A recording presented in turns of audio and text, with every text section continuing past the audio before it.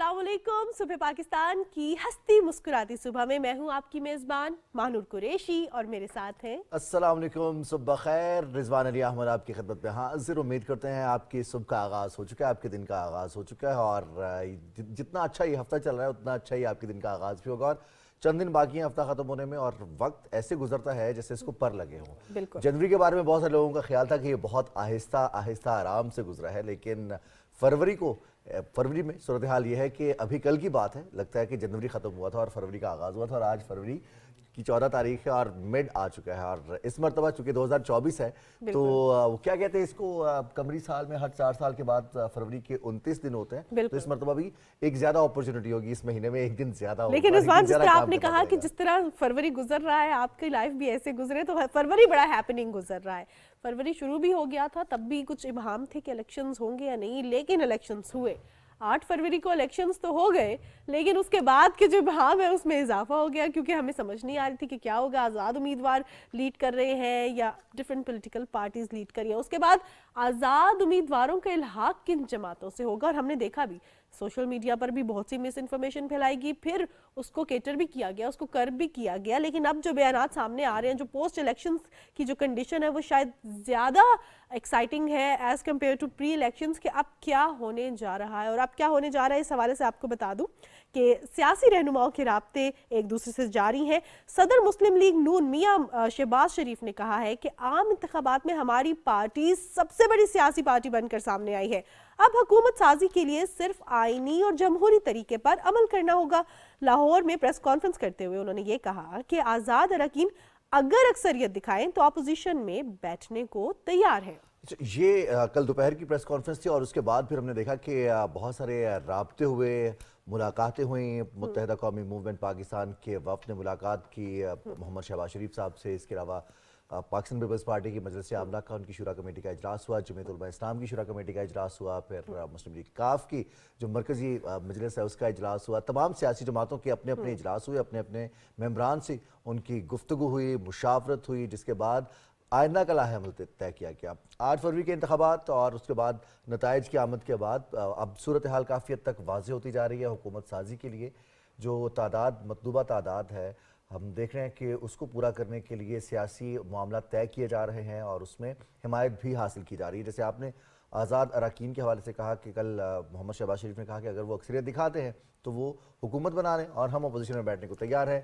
कल रात की प्रेस कॉन्फ्रेंस जो थी, जिसमें तमाम पार्टीज़ के कायदीन मौजूद थे, उसमें जो सबसे अहम बात थी वो पाकिस्तान के मौजूदा मसाइल, जिसमें सबसे अहम मसला मुआशी मसाइल है। तो मिसाक मईशत के लिए एक दफ़ा फिर दावत दी गई और तमाम सियासी जमातों को इस बात के लिए दावत दी गई कि आए, मिल के बैठते हैं, मिलकर चलते हैं और पाकिस्तान के तमाम मसाइल, चाहे वो समाजी हैं या फिर मुआशी हैं और या माशरती मसाइल हैं, हम इनका मिलकर हल तलाश करते हैं। क्योंकि सबसे बड़ा चैलेंज पाकिस्तान के अवाम को महंगाई से बचाना, सहूलियात की फराहमी, सेहत की सहूलियात हो या तालीम की सहूलियात हो, इनकी फराहमी हुकूमत की अव्वलीन तरजीह होनी चाहिए। और पाकिस्तान जिस सियासी बहरान से गुजरा या जिसमें आने का खतरा था, उसमें उससे बचाने के लिए पाकिस्तान को सियासी रहनुमाओं ने, सियासी जमातों ने ही किरदार अदा करना है। और उसके लिए हमने देखा कि कल तमाम सियासी जमातें अपने बहुत सारे इख्तलाफात के बावजूद एक मेज़ पर बैठी। लेकिन जहां पे इख्तलाफात दूर करने की बात है, एक मेज़ पर बैठने की बात है, वहां पे पीपल्स पार्टी की जानिब से जो बयानात आ रहे हैं वो काफ़ी इंटरेस्टिंग है। पीपल्स पार्टी का कहना ये है कि मुस्लिम लीग नून के वजारत उज़्मा के उम्मीदवारों को वोट तो दे देंगे लेकिन वजारतें नहीं लेंगे। इसके साथ साथ कल बिलावल भुट्टो जरदारी ने यह भी कहा है कि सदर आसिफ अली जरदारी को होना चाहिए, क्योंकि जो मुल्क की बहरान की सिचुएशन है, जो इकोनॉमिक क्राइसिस है, उनमें हल सिर्फ एक है और वो है आसिफ अली जरदारी।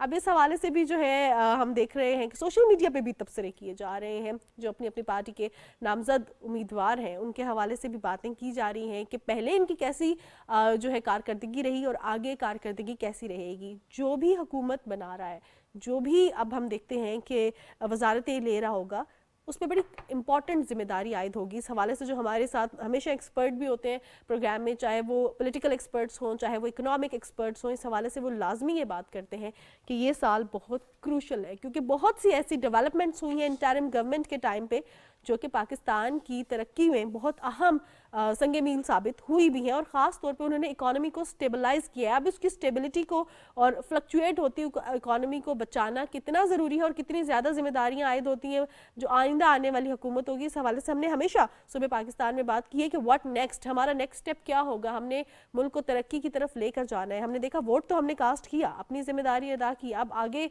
हम जिस तरह रिजवान कल भी बात कर रहे थे प्रोग्राम में, अपने रवैयों के हवाले से भी बात करते हैं, इसके साथ साथ बीइंग अ नेशन हम पे क्या जिम्मेदारियां आयद होती हैं उस हवाले से भी बात करते हैं। सो जिस तरह अब इलेक्शन के बाद एक बड़ी इंपॉर्टेंट चीज़ होती है, वो आपने भी नोटिस की होगी, जितने भी इलेक्शंस देखे के बाद में धांधली के इल्ज़ाम भी लगते हैं। तो इस हवाले से शहबाज शरीफ का भी यही कहना है कि सिर्फ ये तो इल्ज़ामात हर साल लगते हैं, 2018 में भी ऐसे ही हुआ कि रात को आरटीएस सिस्टम बैठ गया और बहुत देर से नताइज सामने आए, तो धांधली का इल्ज़ाम लगना इट्स नॉर्मल, नॉर्म समझा जाता है। 2018 में तकरीबन 66 घंटे में इंतखाबात के नताइज मुकम्मल हुए थे और 2024 में 36 घंटे में नताइज के हवाले से कल दिगरा वज़ीर आज़म ने गुफ्तगू भी की मारूफ यूट्यूबर से, और उसमें उन्होंने इस चीज़ का जिक्र भी किया कि इंतखाबात की शफाफियत के लिए आलमी मुबस्सरीन मौजूद थे, और उन्होंने जिस तरह से शफाफियत के हवाले से और नताइज के हवाले से अपने जो भी उनके ऑब्जर्वेशन थी वो उन्होंने उसका इजहार किया है। अब जो सूरत हाल है वो सूबों की अगर हम बात करें, विफाक में मुस्लिम लीग नून जो कि सबसे बड़ी सियासी जमात बनकर सामने आई है, मुस्लिम लीग नून इसका दावा करती है और सबसे ज़्यादा सीट्स भी उनके पास है, 75 सीट्स हैं, जबकि आज़ाद उम्मीदवारों की तादाद 90 से ज़्यादा है। अब सूरत हाल यह है कि विफाक में मुस्लिम लीग नून की जानिब से, मुस्लिम लीग नून के कायद की जानिब से मोहम्मद नवाज शरीफ ने साबिक वज़ीर आज़म और मुस्लिम लीग नून के सदर मोहम्मद शहबाज शरीफ को वज़ारत उज़्मा के लिए नामजद किया है, जबकि पंजाब में मरियम नवाज शरीफ वज़ारत आला की उम्मीदवार होंगी। हम देख रहे हैं कि पाकिस्तान तहरीक इंसाफ की जानिब से अली अमीन गंडापुर को नामजद किया गया है और उस पर उनकी जमात की जानिब से भी, आज़ाद उम्मीदवारों की जानिब से भी काफ़ी हद तक तहफ़्फ़ुज़ात का इजहार किया जा रहा है उनकी इस नॉमिनेशन पर। जबकि सिंध में कौन वज़ारत आला का उम्मीदवार होगा, मुराद अली शाह की परफॉर्मेंस पाकिस्तान पीपल्स पार्टी और उनकी क़यादत उससे बहुत ज़्यादा खुश है। बलोचिस्तान की हुकूमत, वहाँ की हुकूमत के क़याम के लिए पाकिस्तान पीपल्स पार्टी कहती है कि हम कोशिश करेंगे वहाँ पर अपना वज़ीर आला लाए और वहाँ पर मिलकर हम हुकूमत कायम करें, क्योंकि वहाँ पर भी बलूचिस्तान में भी जो मैंडेट है वो कुछ इसी किस्म का है जो हमें विफाक में नज़र आता है। कोई भी जमात सादा अक्सरियत हासिल नहीं कर सकी, इसलिए पीपल्स पार्टी के पास वहाँ पर 11 सीट्स और वो बाकी जमातों से उनकी एक वोट ज़्यादा है। जहाँ हम देखते हैं कि वहाँ पर मुस्लिम लीग नून के 10 वोट्स हैं, JUI के 10 वोट्स हैं, तो लिहाजा वहाँ पर भी एक कोलिशन गवर्नमेंट ही बनेगी। वज़ीर आला किसका होगा, TORs तय किए जाएंगे। इससे कबल भी हम देखते रहे कि पाकिस्तान में 2008 में इत्तेहादी हुकूमत बनी थी, फिर उसके बाद 2013 में बलूचिस्तान में इत्तेहादी हुकूमत कायम हुई, फिर 2018 में इत्तेहादी हुकूमत आई बलूचिस्तान में भी, और इसके साथ साथ पंजाब में भी अब मुख्तलिफ पार्टीज़ हैं, तो वहाँ पर सादा अक्सरियत हासिल करना बहुत ज़रा आसान भी नहीं है। खैर अब हम देखेंगे कि बलूचिस्तान के साथ साथ वफाक में पीपल्स पार्टी ने जो कल अपने बयान दिए हैं, जैसे आपने जिक्र किया कि बिलावल भुट्टो जरदारी ने कहा कि हम आइनी ओहदों की तरफ जाएंगे, हम वजारत कोई नहीं लेंगे, हम काबीना का हिस्सा नहीं बनेंगे। फिर तनकीद की जाती है कि इत्तेहादी हैं, इत्तेहादियों की वजह से हुकूमत ने काम नहीं किया, लेकिन अब चूँकि हम ये देख रहे हैं कि सिर्फ उनको हुकूमत साजी के लिए मुआवनत फराहम करने का ऐलान किया है पीपल्स पार्टी ने, मुत्तहदा कौमी मूवमेंट ने, और ये तमाम सूरत हाल अब जैसे जैसे वक्त गुजर रहा है वाज़ेह होती जा रही है, पिक्चर क्लियर होती जा रही है, और हुकूमत साजी के लिए अब चंद दिन ही बाकी हैं और बाकायदा तौर पर इजलास होगा, और इजलास में फिर जो अपने नंबर ज़्यादा शो करेगा वो हुकूमत कायम कर लेगा। बिल्कुल जनाब, जहां हम हुकूमत कायम करने के हवाले से बात करें, पाकिस्तान एक इस्लामी मुल्क है, हमारी ज़िंदगी का तर्ज अमल इस्लामी होना चाहिए, हुकूमतों का तर्ज अमल इस्लामी होना चाहिए, हमारी ज़िंदगी के जो मामलात हैं वो इस्लामी होने चाहिए। लेकिन हम देखते हैं कि हमारे दरमियान आज भी कुछ ऐसे लोग मौजूद हैं जो कि उन टीचिंग्स के हवाले से बात करते हैं जो हमारे लिए मशले राह बनी। उन अफराद के जो है हमारे दरमियान होना एक बहुत काबिल फ़ख्र बात है। आज हमारे दरमियान मौलाना साहब मौजूद होंगे जो कि बात करेंगे आज के दिन के हवाले से, और अगर आज का दिन हम बात करें तो तमाम उम्मत मुस्लिमा को बहुत बहुत मुबारक हो। आज नवासा रसूल जिगर बतूल हज़रत इमाम हुसैन रज़ी अल्लाह ताला अन्हो का योम विलादत है, और ये योम विलादत तमाम मुसलमानों को अक्रॉस द ग्लोब बहुत बहुत मुबारक हो। हज़रत इमाम हुसैन रज़ी अल्लाह ताला अन्हो रिजवान, उनकी ज़िंदगी हमारे लिए मशरे रहा है। ज़िंदगी किस तरह गुजारनी है, ना सिर्फ हमारे ये जो डोमेस्टिक टास्क होते हैं हुकूमत साजी में, کس طرح ہمارا ووٹ کتنا میٹر کرتا ہے، ہم نے اپنی زندگی میں لین دین کے معاملات کس طرح لے کر چلنے ہیں، دوستیاں اور دشمنیاں کس طرح لے کر چلنی ہیں، کتنی گریسفل طریقے سے جو ان کی زندگی تھی وہ اگر ہم پڑھیں تو ہمیں اندازہ ہوتا ہے کہ رضوان کوڈ آف کنڈکٹ تو سارے موجود ہیں ہمارے پاس، اور ان پر عمل کرنا بہت ضروری ہے۔ ان پر عمل کیسے کیا جائے، اس پر بات کرنے کے لیے ہمارے درمیان آج پروگرام میں مولانا لیاقت علی اوان موجود ہیں۔ سب سے پہلے تو مولانا صاحب آپ کو پروگرام میں خوش آمدید کہتی ہوں۔ بہت شکریہ۔ مولانا صاحب ہم بہت آنرڈ فیل کرتے ہیں، شاید ہمارے الفاظ، ہماری شخصیت بہت چھوٹی پڑ جاتی ہے بات کرتے ہوئے، ہم شاید جسٹیفائی نہیں کر سکتے، الفاظ جو ہیں وہ حق ادا نہیں کر سکتے۔ حضرت امام حسین رضی اللہ تعالیٰ عنہ کی زندگی کے حوالے سے اگر ہم بات کریں تو ان کی زندگی مشعل راہ ہے تمام امت مسلمہ کے لیے۔ ان کی زندگی پر ایک اگر آپ بریف سی نظر ڈالیں تو کیسے آپ اس کو بیان کریں گے؟ اعوذ باللہ من الشیطان الرجیم، بسم اللہ الرحمن الرحیم، اللہم صلی علی محمد و آل محمد۔ میں بھی سب سے پہلے تو پی ٹی وی کے ناظرین کی خدمت میں آج کی اس عظیم ہستی کی ولادت کی مناسبت سے، امام حسین علیہ السلام کی ولادت باسعادت کی مناسبت سے مبارکباد پیش کرتا ہوں۔ آج کا دن امام حسین علیہ السلام کی ولادت کا دن ایک ایسا دن ہے کہ صرف مسلمان ہی خوش نہیں ہیں بلکہ ہر انسان کو خوش ہونا چاہیے، چونکہ محافظ انسانیت کی ولادت کا دن ہے۔ بلا شبہ امام حسین علیہ السلام کی ولادت پر مسلمان اس وجہ سے بھی خوش ہوتے ہیں چونکہ اللہ کے حبیب رسول اللہ صلی اللہ علیہ وآلہ وسلم کے نواسے کی ولادت کا دن ہے، بلکہ قرآن کریم کی تعبیر کو سامنے رکھ کر یہ کہنا چاہیے ابن الرسول، فرزند رسول کی ولادت کا دن ہے۔ تو یہ ایسی ولادت ہے کہ جس ولادت پر رسول خدا بھی خوش ہیں، اور ایسے خوش ہیں کہ ام ایمن کہتی ہیں کہ میں پریشان تھی، اللہ کے حبیب نے پوچھا کیوں پریشان ہو، تو میں ہچکچا رہی تھی بتانے سے کہ کیسے بتاؤں، پھر جب انہوں نے فرمایا نہیں آپ بتائیں تو میں نے کہا میں نے خواب میں دیکھا کہ آپ کے بدن کا ایک ٹکڑا جو ہے وہ آپ سے الگ ہوتا ہے، تو میں اس وجہ سے پریشان ہوں، یہ کیسا خواب ہے؟ تو اللہ کے حبیب نے فرمایا ام ایمن پریشان ہونے کی ضرورت نہیں ہے، یہ خوشی کا موقع ہے، میرے جسم کا ٹکڑا جو آپ نے مجھ سے الگ ہوتے دیکھا ہے یہ میرے نواسے، میرے بیٹے، میرے سبط حسین کی ولادت کی وجہ سے ہے۔ میری بیٹی کے ہاں ایک بیٹا پیدا ہوگا جس کا نام ہوگا حسین۔ ماشاءاللہ۔ تو اس ولادت پر جو ہے وہ سارے خوش ہیں۔ آپ نے سوال کیا امام حسین علیہ السلام کی زندگی کا، دیکھیں ولادت کے آپ واقعات دیکھیں، مورخین نے، محدثین نے کتب تاریخ میں، کتب حدیث میں امام حسین علیہ السلام کی ولادت کے وقت جو واقعات لکھے ہیں ان واقعات سے ایک بات واضح ہوتی ہے کہ اللہ کے حبیب کو اپنے اس نواسے سے جو محبت تھی وہ ایک بے مثال تھی، ایسی محبت کہ اللہ کے رسول جو ہے وہ اپنی زبان مبارک کو اپنے نواسے کے منہ میں دیتے ہیں، اور زبان رسول اور لعاب رسول جو ہے وہ امام حسین علیہ السلام کی گھٹی قرار پاتی ہے۔ اور اللہ کے حبیب پاک پیغمبر خاتم الانبیاء حضرت محمد مصطفیٰ صلی اللہ علیہ وآلہ وسلم ہی امام حسین علیہ السلام کا نام اللہ کے حکم سے رکھتے ہیں، اور امام حسین علیہ السلام کا عقیقہ ہوتا ہے، اور اسی وقت اللہ کے حبیب جو ہے وہ ارشاد فرماتے ہیں کہ اس بچے سے مجھے کتنی محبت ہے۔ تو امام حسین علیہ السلام کی ولادت کے واقعات ہوں یا بعد میں جو واقعات رونما ہوئے، اس کو بھی مفسرین و محدثین و مورخین نے اپنی کتب میں لکھا کہ مختلف اوقات کس طریقے سے اللہ کے حبیب نے اپنی محبت کا اظہار فرمایا۔ صحابی سے نقل کیا گیا کہ مسجد میں پاک پیغمبر موجود ہیں، خطبہ ارشاد فرما رہے ہیں، اتنے میں ایک بچہ آتا ہے، تھوڑا سا لڑکھڑا جاتا ہے، آپ منبر سے نیچے اترتے ہیں، اس بچے سے پیار کرتے ہیں اور پھر اپنا خطبہ جو ہے وہ جاری رکھتے ہیں۔ تو یعنی بہت سارے ایسے مواقع آئے کہ اللہ کے رسول نے امام حسین علیہ السلام سے اپنی محبت بتائی بھی اور دکھلائی بھی کہ لوگوں یہ وہ بچہ ہے جس سے میں بھی محبت کرتا ہوں، تم بھی اس سے محبت کرنا۔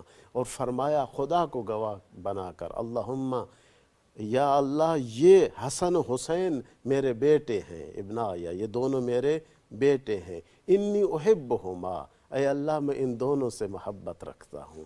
اور پھر فرمایا یا اللہ تو بھی ان سے محبت رکھ، جو ان سے محبت کرے تو ان سے بھی اے اللہ محبت رکھ۔ اور اس سے بھی ایک خوبصورت فرمان ہے، میں وہ سناؤں اور پھر آپ کے اگلے سوال کا جواب دوں گا، کہ فرمایا کہ میں ان دونوں سے محبت کرتا ہوں، اور جو ان دونوں سے محبت کرتا ہے فقد احبنی، وہ امام حسن و حسین سے محبت نہیں ہے، در حقیقت میں رسول خدا سے محبت ہے۔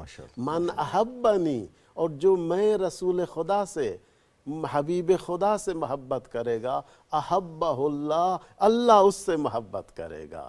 یعنی امام حسن و امام حسین سے محبت کرنے والا ایک تو محب رسول ہوتا ہے، اور پھر اس کو اجر کیا ملتا ہے کہ وہ محبوب خدا بن جاتا ہے، اللہ اس سے محبت فرماتا ہے۔ اور پھر نتیجہ کیا نکلتا ہے؟ اللہ کے رسول فرماتے ہیں کہ جس سے خدا محبت کرتا ہے ادخلہ فی الجنہ، اسے جنت میں داخل فرماتا ہے۔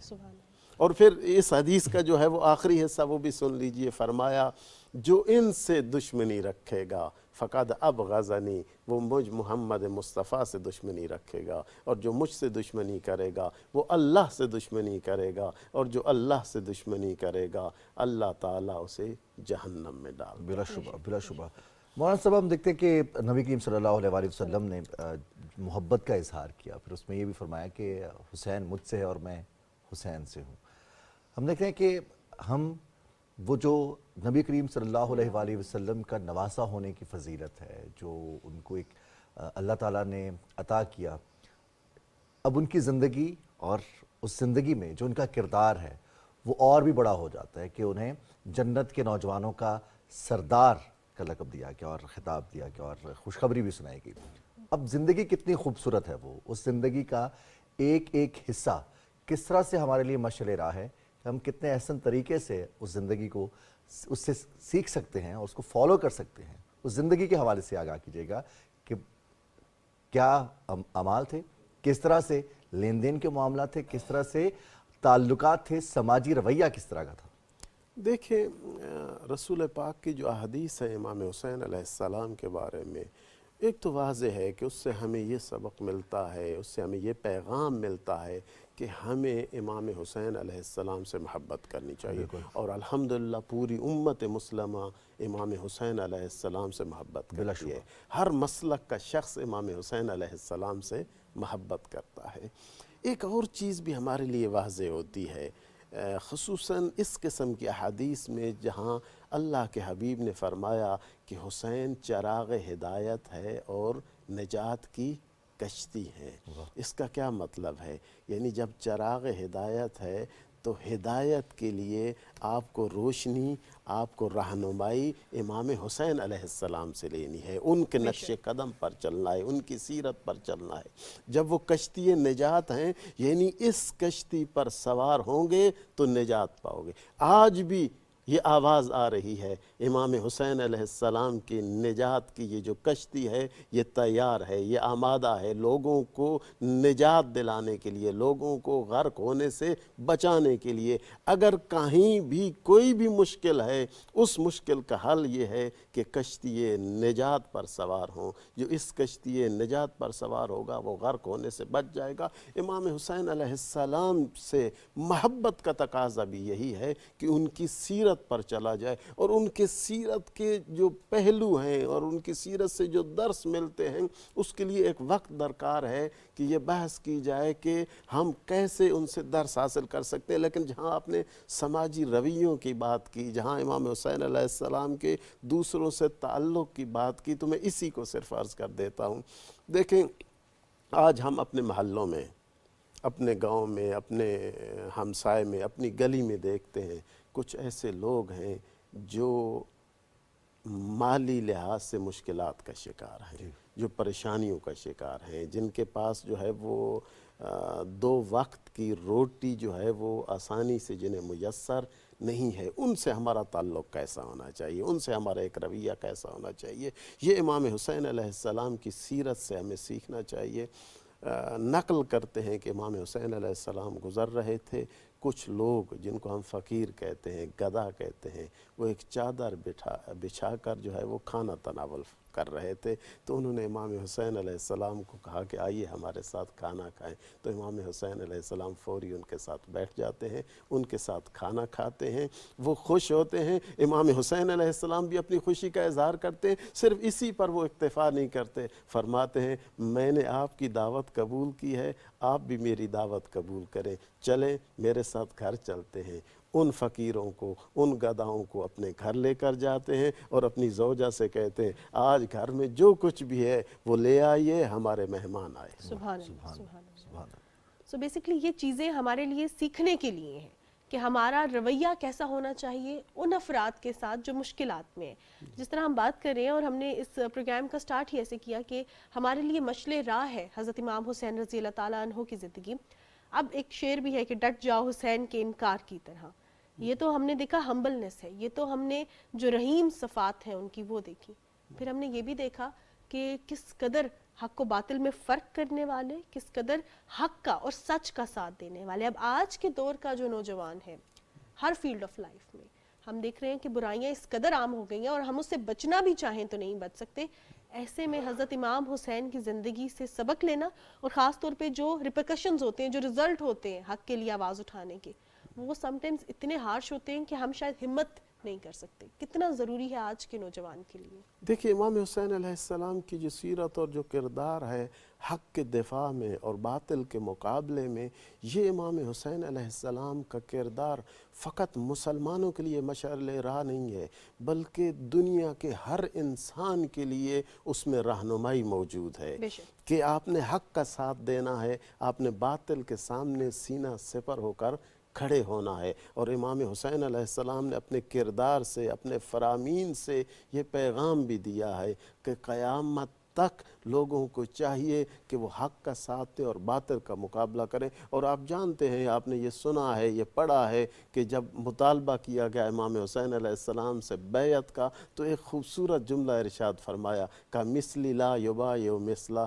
کہ مجھ جیسا اس جیسے کی کبھی بیعت نہیں کر سکتا، یعنی جو حسین کے نقش قدم پر چلے گا وہ کبھی بھی کسی ظالم کی حمایت نہیں کر سکتا، وہ ہمیشہ حق کا ساتھ دیتا ہے۔ دیکھیں امام حسین علیہ السلام نے یہ قربانی کس لیے دی تھی؟ یہ قربانی اسی لیے دی تھی تاکہ لوگوں کو پتہ چلے حق کا ساتھ دینے کے لیے مشکلات بھی ہوتی ہیں، اور حق کا ساتھ دینے کے لیے ہر قسم کی قربانی بھی دینا پڑتی ہے۔ امام حسین علیہ السلام نے مدینہ سے مکہ آتے ہیں اور مکہ سے پھر کربلا، اور یہ سارے واقعات جو رونما ہوتے ہیں، یہ جو مصیبتیں آتی ہیں، یہ ان سب مصیبتوں کو برداشت کیا لیکن حق کا ساتھ نہیں چھوڑا، اور آخر تک یہی کہتے رہے کہ میں امت میں اصلاح چاہتا ہوں، میں امت میں جو خرابیاں آ گئی ہیں ان خرابیوں کو دور کرنا چاہتا ہوں۔ تو آج امام حسین علیہ السلام کی سیرت، امام حسین علیہ السلام کا کردار ہر انسان کے لیے رہنما اصول بیان کر رہا ہے، اور اسی وجہ سے آپ نے دیکھا کہ دنیا میں جتنی بھی آزادی کی تحریکیں چلتی ہیں، اگر واقعاً وہ آزادی کی تحریکی ہیں تو وہ کہتے ہیں کہ ہمارے لیے مشعل راہ امام حسین علیہ السلام کی ذات گرامی ہے۔ اور اسی وجہ سے مسلمان تو اپنے اوپر قرآن و سنت کی تعلیمات کی روشنی میں بھی اپنے اوپر یہ فرض سمجھتے ہیں کہ جہاں بھی ظلم ہو اس ظلم کی مخالفت کی جائے، مظلوم کا ساتھ دیا جائے، ظالم کی مخالفت کی جائے۔ امیر المومنین مولا علی علیہ السلام نے بھی امام حسن اور امام حسین کو جو وصیت کی تھی وہ یہی تھی، کونا للظالم خصما وللمظلوم اونا، ہمیشہ ظالم کے دشمن بن کر رہنا اور مظلوم کے مددگار بن کے رہنا۔ بے شک، واہ بے واہ۔ شک۔ اور جیسے برائیوں کا ذکر کیا، ابھی ہمارے معاشرے میں موجودہ دور میں پوری دنیا کو ایک چیلنج درپیش ہے، اور وہ ہے نفرت کا، تقسیم کا۔ ہمیں اختلاف کرنا ہے اور ہم اس اختلاف میں ہر حد تک چلے جاتے ہیں، کسی انسان کی تضحیک کرنی ہے، حد تک ہمیں رویہ اختیار کرنا ہے، کوئی لیمٹس نہیں ہے۔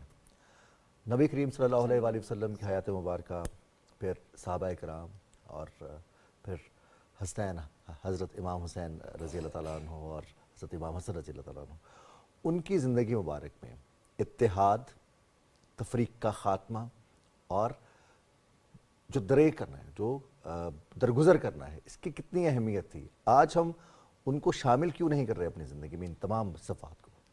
دیکھیں یہ جو نفرتیں ہیں، سب سے پہلے تو ان کے جو اسباب ہیں، جو علل و عوامل ہیں، ان پر توجہ کرنی چاہیے کہ یہ نفرتیں کیوں آتی ہیں معاشرے میں، اور جب ان اسباب کو ہم صحیح انداز سے سمجھیں گے تو پھر ان کو ختم کرنے کے لیے بھی کوشش کریں گے۔ قرآن کی تعلیمات ہوں یا فرامین پیغمبر اسلام ہوں یا ائمہ ہدیٰ علیہ السلام کی تعلیمات ہوں یا اسی طرح اولیاء دین کی تعلیمات ہوں، سب سے ہمیں یہی ملتا ہے کہ پہلے حقوق الناس، حقوق العباد ہیں اور اس کے بعد حقوق اللہ ہیں۔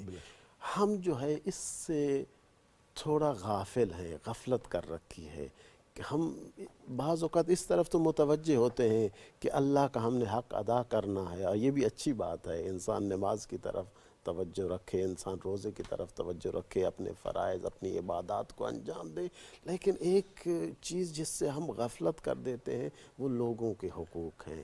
دیکھیں جب ہم نفرت پھیلائیں گے، اس نفرت کا نتیجہ کیا نکلے گا؟ لوگوں پر مشکلات آئیں گی، تو جتنی بھی مشکلات آئیں گی، میری ایک بات جس سے یہ نفرت پھیلی ہے، جس سے یہ آگ لگی ہے، اس کی وجہ سے جو بھی مشکلات جن جن پر آئی ہیں میں اس کا ذمہ دار ہوں۔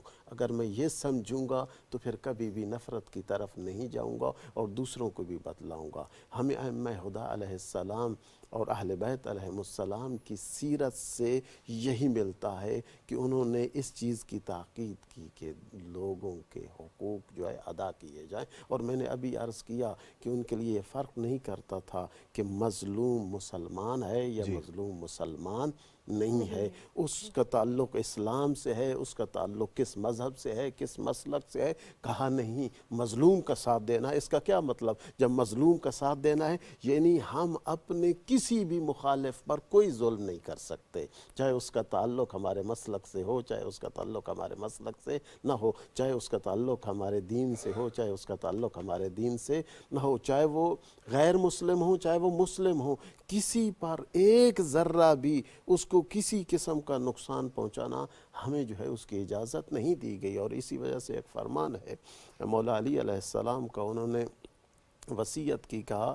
مالک اشتر یاد رکھ جہاں تو جا رہا ہے وہاں لوگ دو قسم کے، اخ لک فی الدین، یہ تیرے دینی بھائی ہیں، اور نذیر لک فی الخلق، یہ انسانیت میں تو جیسے ہیں، کچھ ان کے حقوق تو ہیں آپ کے دینی بھائی ہونے کی وجہ سے، اور بہت سارے ان کے حقوق ہیں چونکہ وہ بھی آپ جیسے انسان ہیں، تو یاد رکھنا ان سے ایسا ہی سلوک کرنا جیسا تو چاہتا ہے تجھ سے سلوک کیا جائے۔ تو یہاں بھی ہمیں یہی معیار دیا گیا کہ لوگوں کے ساتھ جو رویہ اپنانا ہے ایسا رویہ ہونا چاہیے جو انسانی رویہ، اور امام حسین علیہ السلام میں نے عرض کیا ہر انسان خوش ہے چونکہ وہ محافظ انسانیت ہیں، انسانی اقدار کے سب سے بڑے محافظ اس کائنات میں امام حسین علیہ السلام ہے، اور یہ انسانی قدریں ہیں، محبت کی جائے، اتحاد سے رہا جائے، دوسروں پر جو ہے وہ ظلم نہ کیا جائے، نفرتیں نہ پھیلائی جائے، لوگوں کو جوڑا جائے، لوگوں کو تقسیم سے بچایا جائے، یہ انسانی قدریں ہیں، انہی کے لیے تو امام حسین علیہ السلام نے قیام فرمایا تھا۔ بے شک جس طرح مولانا صاحب آپ نے اس چیز کو تو واضح کر دیا کہ دین میں جبر نہیں ہے، ظلم کرنے کی اجازت نہیں ہے، کوئی ہمارے دین پہ ہے یا نہیں ہے، ہم کسی کے ساتھ ظلم و زیادتی نہیں کر سکتے۔ اب ہم اسی طرح بات کر رہے ہیں حضرت امام حسین رضی اللہ تعالیٰ عنہ یا اہل بیت کا جو رویہ رہا، اور پیار، محبت، امن و سلامتی میں اب آج کے دور میں اتحاد کے حوالے سے اگر ہم بات کریں تو کتنا ضروری ہے، نہ صرف کمیونٹی لیول پہ یا ہم دیگر ممالک کے ساتھ اتحاد، نہ صرف مسلم ممالک کے ساتھ بلکہ غیر مسلم ممالک کے ساتھ بھی، اور ایک ملک میں رہتے ہوئے اقلیتوں اور اکثریت کا اتحاد کس طرح معاشی ترقی، ملک کی ترقی اور اسلام کے جو اس کا پھیلاؤ ہے اس کا باعث بنتا ہے۔ دیکھیں اتحاد جو ہے وہ نہ صرف کہ آج کے دور کی ضرورت ہے، بلکہ اتحاد ایک ایسی چیز ہے کہ جس پر ہمارا عقیدہ ہونا چاہیے، جو ہمارے ایمان کا حصہ ہونا چاہیے، جو ہمارے عقائد کا حصہ ہونا چاہیے کہ ہم نے لوگوں کو متحد رکھنا ہے، हमने लोगों को तकसीम से बचाना है। और जब इत्तेहाद होगा उस वक्त मुआशरे में मुस्बत तब्दीली आएगी, उस वक्त मुल्क बेहतरी की तरफ जाएगा। और मैं आपको एक और हदीस सुना दूं कि उसमें यह है कि जब लोग चाहें कि अपने इलाके को आबाद करना चाहें और अपनी उम्रों में इजाफ़ा करना चाहें तो वहाँ कहा गया कि अपने रिश्तेदारों से अच्छा सलूक करें।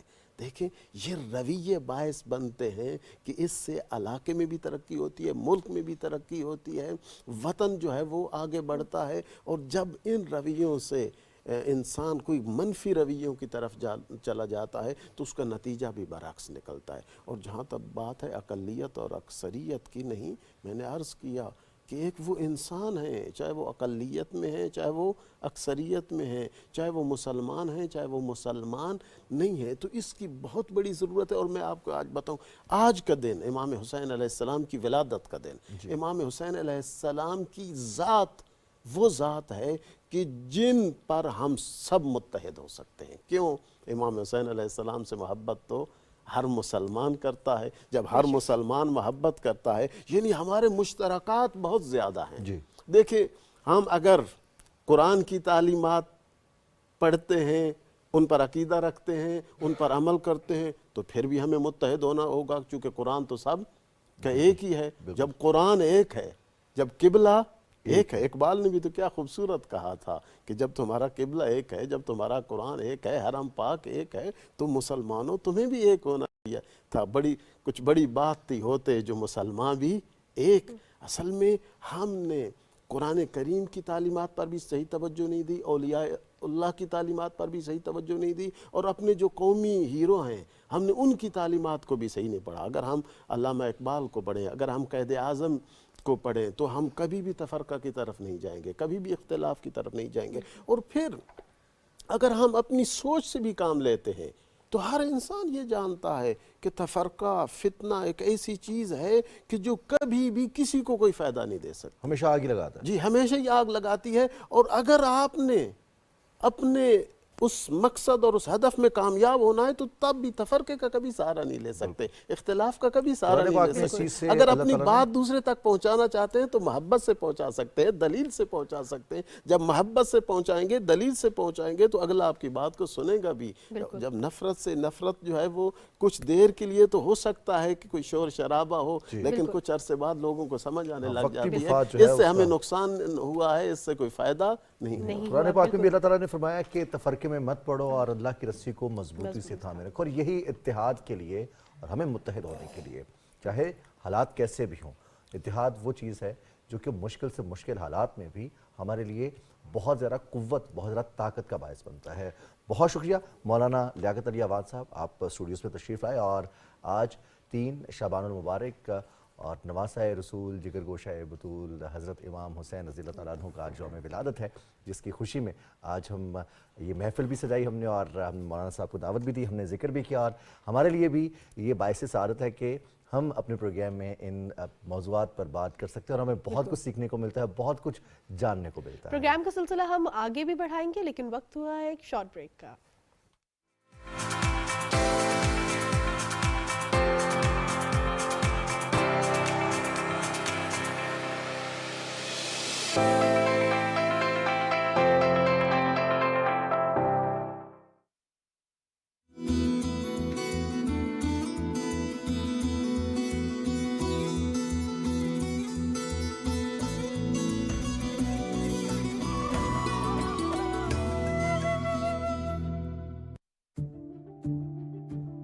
सच क्या है और फरेब क्या? सच जानने का हक आपका भी है और मेरा भी। क्या कर रहे हैं हम सच के साथ इंसाफ?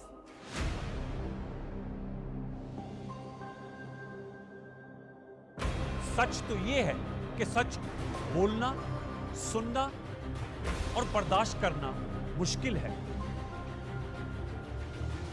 कोशिश जारी रखेंगे हक़ाइक़ सामने लाने की और झूठ का पर्दा चाक करने की।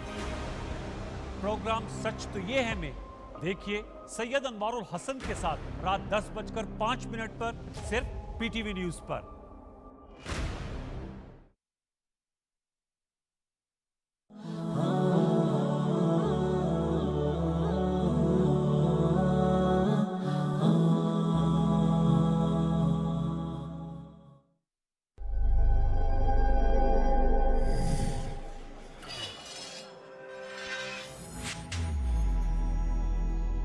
तवानाई की बचत का अहद करें, रोशन पाकिस्तान की बुनियाद रखें। इक़रा बिस्मि रब्बिकल्लज़ी खलक़। ज़ारा अलर्ट, बच्चों की गुमशुदगी या अगवा की सूरत में वक्त जाया किए बगैर फौरन ज़ारा हेल्पलाइन 1099 या रोशनी हेल्पलाइन 1138 पर राब्ता करें। गुमशुदगी की सूरत में करीबी थाने में फौरी तौर पर रिपोर्ट दर्ज कराएं और बच्चे की तस्वीर, मुतल्लिका तफसीलात और फोन नंबर पुलिस अफसर को जरूर फराहम करें। ज़ारा अलर्ट ऐप से गुमशुदा, अगवा और ज्यादती के शिकार बच्चों के लिए बाजियाबी और बहाली की खिदमात हासिल करने के लिए ऐप को अभी गूगल प्ले स्टोर या एप्पल ऐप स्टोर से डाउनलोड करें। बर्र सगीर के मुसलमानों की जिद्दोजहद आज़ादी का पैगाम, पैगाम पाकिस्तान। इकबाल के ख्वाब की ताबीर, पैगाम पाकिस्तान। पैगाम पाकिस्तान, कायद आज़म के नज़रियात और अफकार का तसलसल। पैगाम पाकिस्तान, पाकिस्तानी कौम की इज्तिमाई दानिश की मुत्तफ़िक़ा आवाज़। पैगाम पाकिस्तान है पाकिस्तानी कौम के सुनहरी और ताबनाक मुस्तक़बिल की बुनियाद। पैगाम पाकिस्तान है वतन अज़ीज़ के मुमताज़ रहनुमा, स्कॉलर्स और अहले दानिश के मुत्तफ़िक़ा रहनुमा दस्तावेज़। आप देखेंगे पीटीवी होम पर पैगाम पाकिस्तान।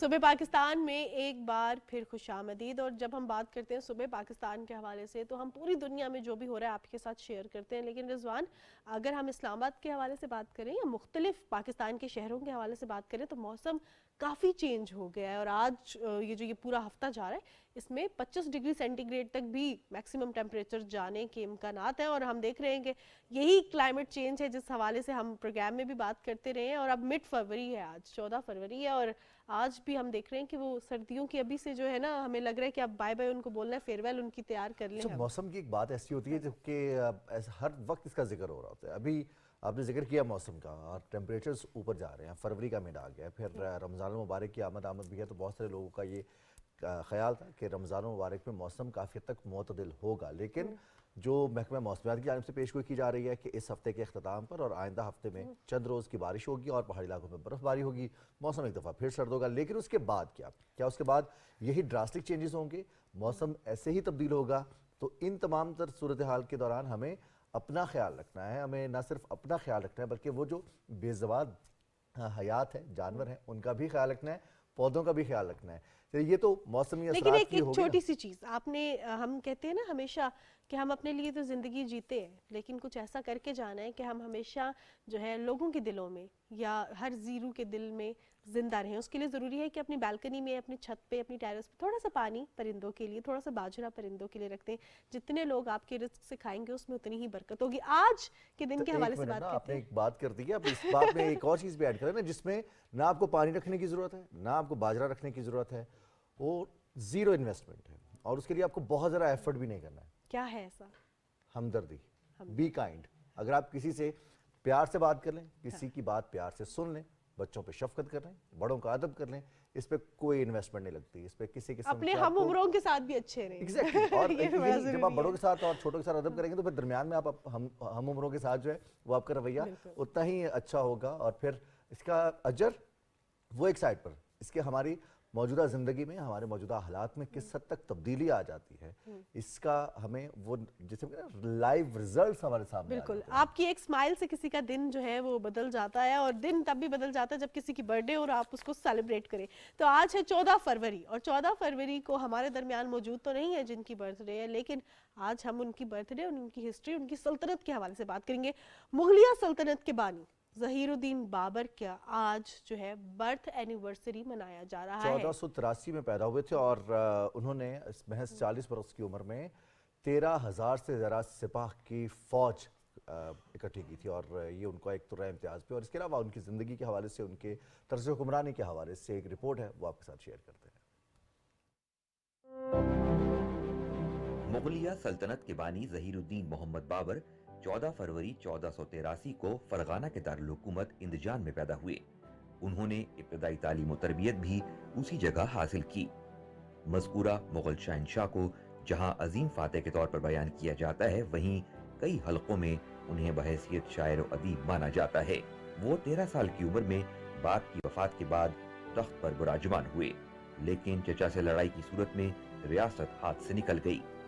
ظہیر الدین بابر 20 برس تک بھٹکتا رہا. اگر آج فتح مند ہے تو کل بھاگتا اور جان چھپاتا پھرتا ہے, مگر اس کے ترک ہمراہی اس کے سائے کی طرح اس کے ساتھ تھے. شہر پر شہر فتح کرتا تھا اور پھر کھو دیتا تھا. بابر نے 40 سال کی عمر میں 13,000 کی سپاہ کے ساتھ ہندوستان کا رخ کیا, اور پانی پت کے مارکے میں ابراہیم لودھی کو شکست دے کر ہندوستان میں مغلیہ سلطنت کی بنیاد رکھی. بابر نامہ, جسے تزک بابری بھی کہا جاتا ہے, اسے بابر نے ترک زبان میں لکھا, جس میں اس کی مہمات کی تفصیل رقم ہے.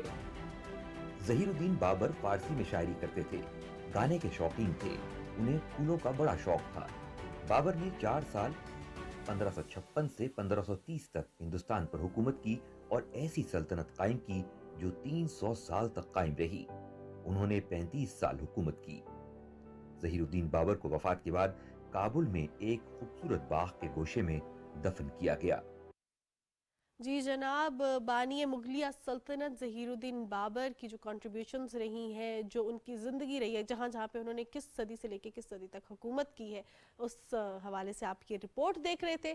اور ہم دلچسپ اور عجیب باتیں بھی آپ کے ساتھ کچھ شیئر کریں گے جو اتھینٹک ہوتی ہیں. اس کے ساتھ ساتھ جو ہے کچھ موسم کے حوالے سے بھی بات کریں گے کہ اپنا خیال کیسے رکھنا ہے. لیکن نیوز بریک لے لیتے ہیں. نیوز بریک لے لیتے ہیں, میں بھی یہی آ رہی تھی رضوان. سو نیوز بریک کے بعد واپس آتے ہیں.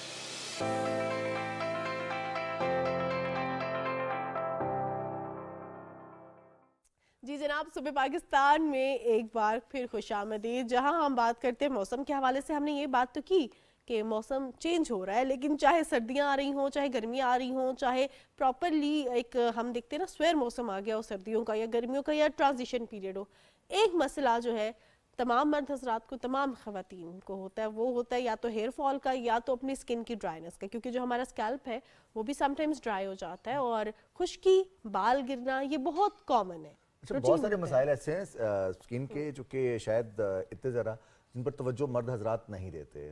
بہت کم لوگ ہیں جو اس پہ توجہ دیتے ہیں کہ ان کو جب تک وہ مسئلہ خدا نخواستہ کسی مرض کی شکل اختیار نہیں کر دیتا سکن کے حوالے سے خاص طور پر, یا پھر ہیئر فال کے حوالے سے. ہاں, ڈینڈرف تو نیچرل سی بات چیز ہے, اگر ہے تو ہے اور نہیں ہے تو کوئی بات نہیں, لیکن توجہ دینے کی ضرورت ہے اور اس پر اپنی ہائیجین کا خیال رکھنا چاہیے. اور اسی پر بات کریں گے ہم. ہمارے ساتھ ڈاکٹر عائشہ طارق موجود ہوں گی, اور ہم ان سے جلد کا ہم خیال کیسے رکھ سکتے ہیں, اپنا خیال کیسے رکھ سکتے ہیں, اس پر بات کریں گے. ڈاکٹر السلام علیکم. وعلیکم السلام. کیسی ہیں آپ, خیریت سے ہیں؟ میں ٹھیک, آپ ٹھیک ہیں؟ الحمدللہ ٹھیک ٹھاک. ڈاکٹر صاحبہ, ماہنور کہہ رہی ہیں کہ موسم تبدیل ہوتا ہے, اور موسم کی سیویرٹی جو ہے وہ ہمارے مسائل ویسے کے ویسے رہتے ہیں, سردی ہو یا گرمی ہو, اور سکن اس طرح سے اڈیپٹ نہیں کرتی. کیسے خیال رکھا جائے اپنی سکن کا؟ ٹرانزیشن پیریڈ کی بات کر رہے ہیں, جب سردیوں سے گرمیاں آ رہی ہیں ابھی, پھر ابھی تو خیر سردی ہی ہے, لیکن یہ ہے کہ ونٹرز میں ایکسیسو ڈرائی اسکن ہو جاتی ہے. اسپیشلی وہ لوگ جن کو آلریڈی ڈرائی اسکن ایشوز ہیں لائک سورائسس, ایگزیما, ایٹوپک ڈرماٹائٹس اور ایسے ساری کنڈیشنز, وہ ونٹرز میں گلائسرین بیسڈ اور آئل بیسڈ موئسچرائزر یوز کرتے ہیں. But when you talk about transition phase, उसमें थोड़ी सी ह्यूमिडिटी कम हो रही होती है और things get back to normal, फिर सबसे पहले मॉइस्चराइज़र चेंज करें, खुद से नहीं, ऑलवेज कंसल्ट अ डर्माटोलॉजिस्ट। वो आपकी स्किन देखेंगे, स्किन टाइप को देख के डिसाइड करते हैं कि कौन सा मॉइस्चराइज़र देना है और उसके इंग्रेडिएंट्स क्या होने चाहिए। लेकिन डॉक्टर आयशा, अनफॉर्चुनेटली हम कभी भी मॉइस्चराइजर के लिए कभी किसी भी डर्माटोलॉजिस्ट से कंसल्ट नहीं करते। जो हमें मिलता है एड्स देख लेते हैं, या जो मिल जाता है जो हम यूज़ करते हैं वो नहीं है, तो हमें जब भी हम किसी ऐसी शॉप पे जाते हैं वो बताती हैं ये नया आया, अच्छे रिव्यूज़ आ रहे हैं, तो हम ले लेते हैं। क्या हमारा मॉइस्चराइजर भी ड्राइनेस का बायस बन सकता है? बिल्कुल बन सकता है। स्किन टाइप सबकी डिफरेंट होती है और स्किन टाइप को देख के डिसाइड करना होता है कि मॉइस्चराइज़र क्या होना चाहिए। लोग नॉर्मली उनके कजन्स, फ्रेंड्स उनको बताते हैं ये यूज़ कर लें, या फिर टोटके भी आपको पता है ना, लोग इस तरह की चीज़ें यूज़ कर रहे होते हैं and they and up in having bad skin, acne, hirsutism, इस तरह के मसले आते हैं। तो ऑलवेज कंसल्ट अ डॉक्टर। एक दो मॉइस्चराइजर्स आपको अच्छे पता हो आपकी स्किन के लिए कौन से अच्छे हैं, कीप स्विचिंग बिटवीन देम। और हम तो बहुत सारी जो खाना पी रहे हैं हमारा, कहा जाता है कि हम जितना भी चिकनाई वाला खाना खाएंगे, जो क्या कहते हैं उसे, ऑयली फूड, फ्राइड फूड, होगा तो उसकी वजह से भी हमारी स्किन ऑयली हो जाएगी और मसाइल बढ़ेंगे, एक्नी हो जाएगी, पिंपल्स निकल आएंगे। एक्नी जिन लोगों को होती है उनको सेबेशियस ग्लैंड हाइपरट्रॉफी हो जाती है। सिंपल बात करूंगी ताकि लोग समझ सकें। सेबेशियस ग्लैंड वो ग्लैंड होता है जो ऑयल प्रोड्यूस करता है, उसकी हाइपरट्रॉफी होती है, ज़्यादा ऑयल प्रोड्यूस होता है। उसको कंट्रोल करने के तरीके हैं, इंटरनली भी एक्सटर्नली भी, लेकिन सबसे पहले उसके कॉज को ट्रीट करना है कि वो हो क्यों रहा है। इधर हार्मोनल है, एनवायरमेंटल है, बॉडी में कोई इशू चल रहा है, क्या वजह है। और अगर खाने की बात करें तो खाने का रोल होता है डीप फ्राइड का, लेकिन लिटरेचर में इतना ज़्यादा रोल नहीं है, ठीक है। ये ज़्यादा जेनेटिक्स से होता है और उन चीज़ों से होता है। और अगर आप डाइट की बात करें तो आपको पता है कि यू नो मुल्क के हालात क्या हैं, और diet is expensive, good diet is expensive, तो उसमें बहुत मुश्किल है कि हेल्दी डाइट मेंटेन करना, पर एटलीस्ट ट्राई किया जा सकता है। अच्छा डॉक्टर आयशा, जब भी हम किसी डर्माटोलॉजिस्ट से मिलते हैं तो हम देखते हैं कि उनकी बहुत फ्लॉलेस स्किन होती है, वो शाइनी स्किन होती है, और हम जो बाहर से क्रीम्स वगैरह ले रहे होते हैं तो उस पर भी हम देखते हैं कि ग्लास स्किन ऊपर लिखा हो, तो हमारी वो ग्लास जैसी क्रिस्टल क्लियर स्किन हो जाए, या कुछ ऐसे ट्रीटमेंट्स होते हैं हमें कहा जाता है सैलून्स में कि इससे आपकी स्किन बहुत अच्छी हो जाएगी, लेकिन जब हम वो करवाते हैं तो रियलाइज़ होता है कि शायद हमारी जो अपर लेयर है वो डैमेज हो रही है, क्योंकि इतनी ज़्यादा स्क्रबिंग और इस तरह की चीज़ें हो रही होती हैं। तो बीइंग अ डर्माटोलॉजिस्ट, आप मुझे वैसे बताएं जनरली, क्योंकि बहुत से लोगों के माइंड में ये सवाल आता है, आप अपनी स्किन का कैसे ख्याल रखती हैं, और ऐसे ही जो और वर्किंग वुमेन है उनको क्या सजेस्ट करती हैं, क्या करना चाहिए, सुबह की क्या रूटीन हो, रात की क्या रूटीन हो? अच्छा, सबसे पहले हेल्दी डाइट, उसके बाद एक 3-4 चीज़ों को मैं बताऊंगी जो हर कोई यूज़ कर सकता है। सबसे इम्पॉर्टेंट है सन ब्लॉक का यूज़ करना, उससे आपका कॉम्प्लेक्शन अच्छा रहता है और मिलाजमा और ये सब कुछ नहीं होता। और अच्छा मॉइस्चराइज़र, अगेन अच्छा मॉइस्चराइज़र यूज़ करें। रेटिनॉल, मैं 2-3 चीज़ों का नाम लूँगी, रेटिनॉल और विटामिन सी, ये हर कोई यूज़ करे, ठीक है। ये एंटी एजिंग होता है, स्किन को थिक करता है, रिंकल्स, वही रिंकल्स जो आपको शायद में भी 45 तक आने हो, वो लेट हो जाएंगे, 60s में चले जाएंगे। लेकिन ये ओवरनाइट नहीं है, कुछ भी यूज़ करके आप ये ना समझें कि एक दिन में बहुत अच्छे हो जाएंगे, इट टेक्स टाइम। और रेटिनॉल सुबह यूज़ करना है या रात को? Always at night. Always at, हाँ, रात को यूज़ करना है, क्योंकि रेटिनॉल फोटो सेंसिटिव करता है स्किन को, उसके बाद सन रैश हो सकता है। और ऑलवेज यूज़ सन ब्लॉक, जब भी आप विटामिन सी यूज़ करें या रेटिनॉल यूज़ करें, लाजमी सन ब्लॉक यूज़ करें, ठीक है, सही हो गया, ताकि आपको फोटो कॉन्टैक्ट डर्माटाइटिस ना हो। सही। तो डॉक्टर साहब, इसमें बहुत सारे लोग हैं उनकी स्किन इस तरह की होती है कि समटाइम्स माथे पे ज़्यादा ऑयल आता है, समटाइम्स हम देखते हैं कि अंडर आइज ऑयल ज़्यादा होता है, चीक्स पे ऑयल ज़्यादा होता है, और एक हिस्सा बिल्कुल ड्राई होता है और एक पे ऑयल होता है। ये समटाइम टी जोन आप टी जोन, उसका क्या सोल्यूशन है? टी जोन का सोल्यूशन ये है कि आप ऐसे फेस वॉश यूज़ करें जिसमें जो सीबम कंट्रोल फेस वॉश होते हैं वो एक्सेस ऑयल आपके स्किन से रिमूव कर देंगे। उसके बाद बहुत अच्छे मॉइस्चराइजर्स हैं, ऑयल फ्री मॉइस्चराइजर्स हैं, डर्माइव का मैं नाम लूँगी, 2-3 अच्छे मॉइस्चराइजर्स हैं, वो आप यूज़ कर सकते हैं। पाकिस्तानी ब्रांड्स हैं, अच्छे हैं, अफोर्डेबल हैं और हर जगह पे मिल जाते हैं। बिल्कुल सही। सही। अच्छा, एक और चीज़, एंड अदर देन दैट, अगर सन ब्लॉक भी आप यूज़ कर रहे हैं तो सीबम कंट्रोल सन ब्लॉक लगाएं। Anybody with having oily skin वो हर तरह का सन ब्लॉक नहीं यूज़ कर सकते, सीबम कंट्रोल करना इंपॉर्टेंट है। सही। अच्छा, ये छोटी छोटी बातें हैं जो मेरे ख्याल में बहुत से लोगों को नहीं पता। اور یہ بھی نہیں پتا ہوتا کہ ہم نے کتنے SPF کا سن بلاک لینا ہے, کتنا افیکٹو ہوتا ہے. 30 اینڈ مور 30 از انف, لیکن اس سے زیادہ بھی کر لیں تو اٹس اوکے. اور یہ جو لکھا ہوتا ہے SPF 70 SPF 100 تک کے میں نے دیکھے, از اٹ ٹرو؟ اچھے ہیں, 100 تک بھی اچھے ہیں, لیکن وہ تھوڑے سے زیادہ آئلی ہونا شروع ہو جاتے ہیں. ٹھیک ہے, SPF 30 is safe, fine. 30 and more than 30 safe.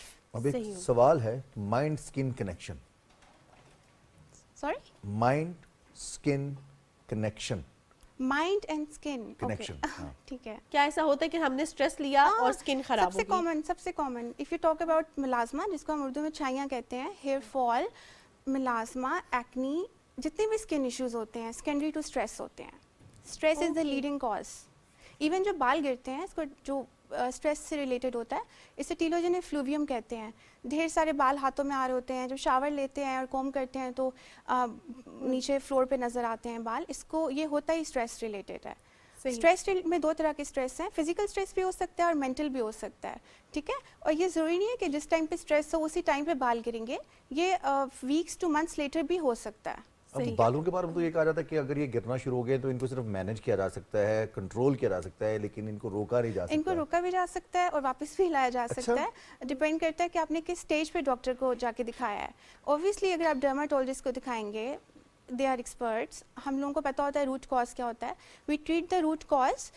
صرف اگر کوئی بندہ آیا ہے میرے پاس, کوئی پیشنٹ آیا ہے جس کے بال گر رہے ہیں اور میں اس کو PRP کر رہی ہوں, ہیئر اسٹرینتھننگ ٹریٹمنٹس دے رہی ہوں, لیکن اس کا روٹ کاز میں may be vitamin D deficiency چل رہی ہے یا پھر اسٹریس ہے, کوئی اور پرابلم ہے, اور اس کو میں ایڈریس نہیں کر رہی, تو بال گرنا بند نہیں ہوں گے, نئے بال بھی نہیں آئیں گے. صحیح. تو دونوں چیزوں کو ساتھ ساتھ ٹریٹ کرنا ہوتا ہے. ڈاکٹر عائشہ, ایک چیز ہم دیکھتے ہیں کہ بہت کامن ہے ہماری سوسائٹی میں, with the passage of time, جیسے ہماری شاید جو ہم آئرن کر رہے ہوتے ہیں بالوں کو, ہیٹ لگا رہے ہوتے ہیں, اس کا یوزیج زیادہ ہوتا ہے, کہ ہماری ایج بڑھتی ہے تو ہمارا فور ہیڈ پیچھے جانا شروع ہو جاتا ہے اور بال جو ہے وہ آگے سے کم ہونا شروع ہو جاتے ہیں. ایون ہم ایکسٹینشنز بھی لگائیں تو یہ جو ہمارا فرنٹ والا ایریا, اس کے بال کم ہوتے ہیں. اب کیا دوبارہ بال آ سکتے ہیں, یہاں پہ تھک ہیئر آ سکتے ہیں, یا جو ہمارا جو فور ہیڈ ہے یہ کم ہو سکتا ہے دوبارہ؟ کیونکہ ہم دیکھتے ہیں کہ جیسے ایج بڑھتی ہے مردوں کے بھی پیچھے ہونا شروع ہو جاتا ہے فور ہیڈ, بال گرنا شروع ہو جاتے ہیں آگے سے, اور خواتین کا بھی. اس کے پیچھے ریزن کیا ہے اور کیا اس کو واپس لانے کے لیے کیا کریں؟ اوکے, میلز میں ہیئر لائن ریسیڈ کرنے لگ جاتی ہے, ماتھا بڑا ہونا شروع ہو جاتا ہے, اسپیشلی یہ جو ٹیمپلز ہیں یہاں سب سے پہلے یہاں سے گنجے ہونا شروع ہو جاتے ہیں بندے. فیمیلز میں یہ ہوتا ہے کہ مانگ بڑی ہونا شروع ہو جاتی ہے, اور ٹاپ سے یہاں سے ورٹیکس سے تھننگ سٹارٹ ہو جاتی ہے. اور اگین ڈائٹ اچھی نہیں ہے, ملٹی وٹامنس لوگ نہیں لے رہے, اسٹریس بھی ہے, ان سب کی وجہ سے یہی سب چیزیں جو مے بی 40s اور 50s میں ہونی ہیں, ارلی ہو رہی ہیں. میرے پاس پیشنٹس آ رہے ہیں جو شاید 18 ایئرس 19-20 پہ گنجے ہو رہے ہیں. صحیح, یہ تو شاید جینیٹکلی بھی ہوتا ہے. جینیٹک ہوتا ہے, لیکن وہ چیز جو 40s میں جا کے مے بی ہونی ہے وہ بہت ارلی ہو گئی ہے.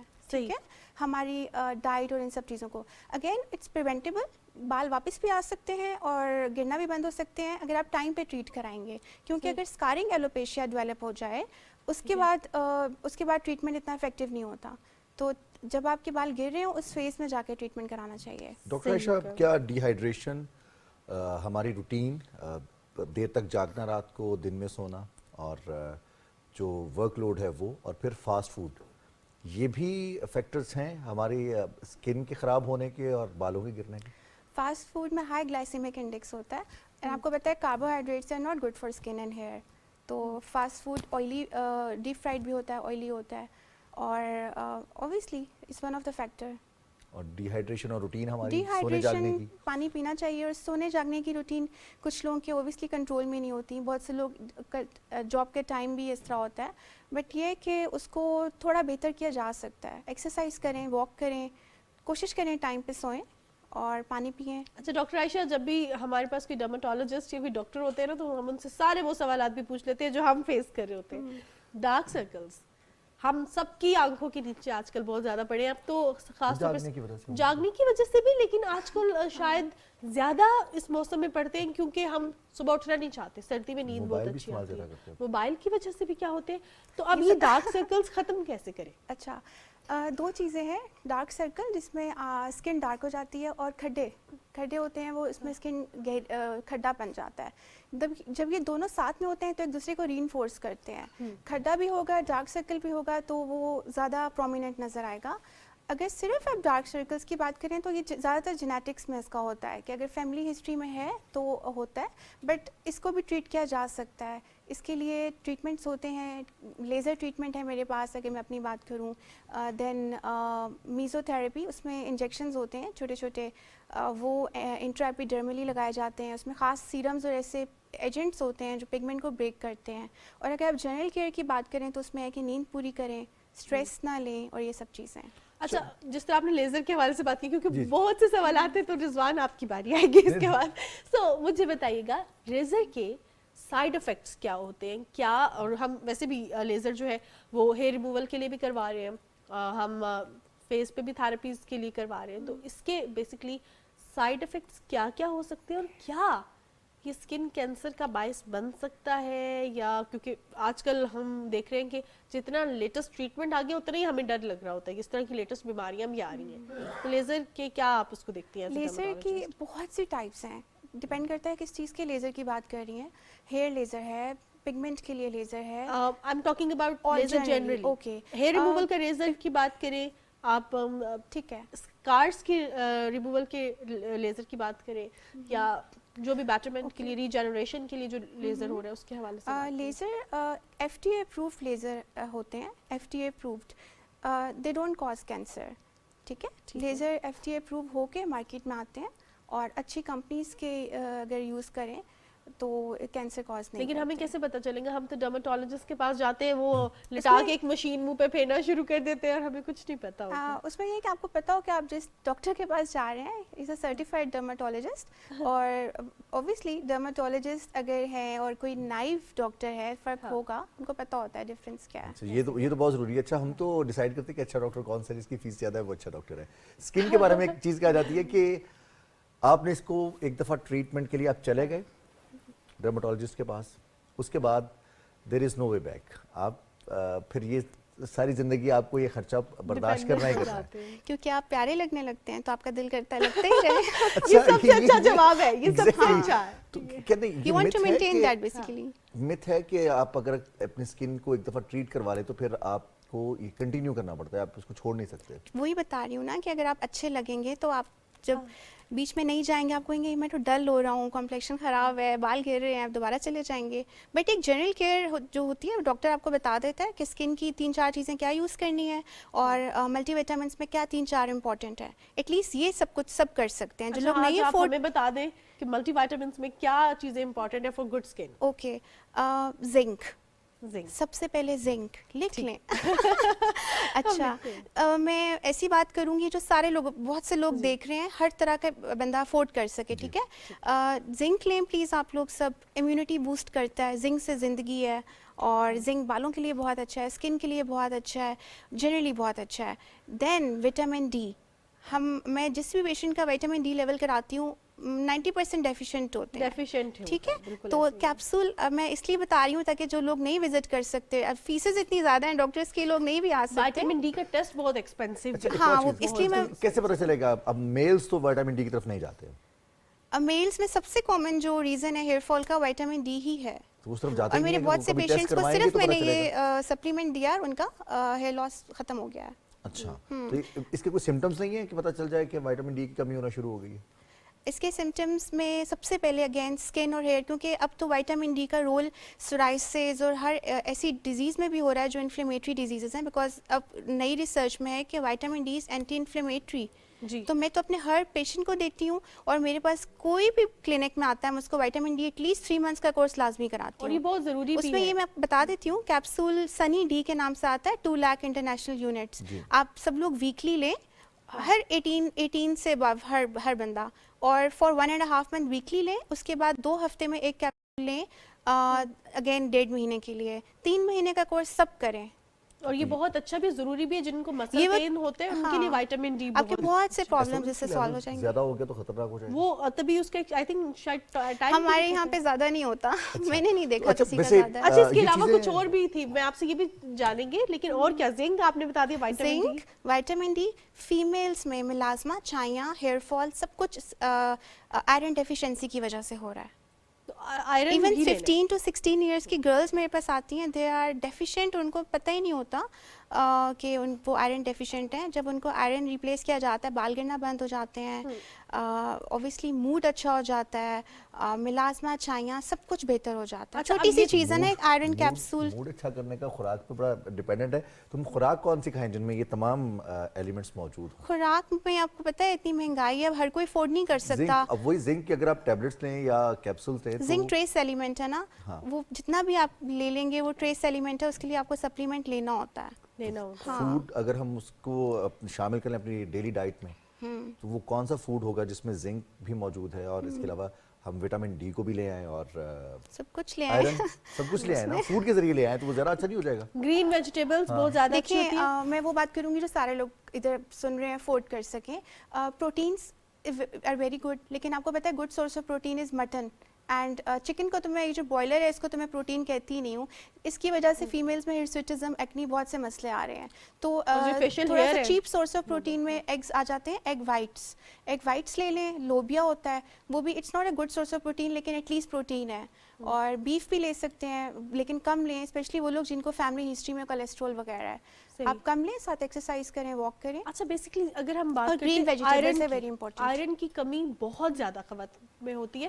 اینڈ آئی اسٹل ریمبر جس طرح آپ نے اپنی بات کی کہ ہمارے پاس پیشنٹ آتے ہیں اور ہیئر فال ہوتا ہے, میرا ہیئر فال تھا اور کچھ انڈر لائن کاز نہیں پتہ چلا تھا, اینڈ بعد میں آئی کیم ٹو نو کہ میرا آئرن کم ہے. سو آئرن کم جو ہے اس کو ہم کیسے مینٹین کر سکتے ہیں, کیونکہ میڈیسن تو ہمیں دی جاتی ہیں لیکن وہ پھر میڈیسن 3 مہینے کا کورس ہوتا ہے, اس سے زیادہ نہیں ہوتا. تو اس کے بعد بھی کیا ہمیں دوبارہ ڈاکٹر کے پاس اگلے سال جانا چاہیے کہ اب دوبارہ میں اس کو شروع کروں, یا پھر ہمیں کیا کرنا چاہیے, کیا ایسی ڈائٹ لیں؟ اور اکثر اوقات ایک کنفیوژن رہتی ہے کہ بلڈ لیول ایچ بھی ٹھیک ہے تو آئرن بھی ٹھیک ہی ہوگا. کیا ان دونوں کا کوئی لنک ہوتا ہے کہ بلڈ لیول ٹھیک ہے تو آئرن بھی ٹھیک ہے؟ یہ اچھا کویشچن ہے.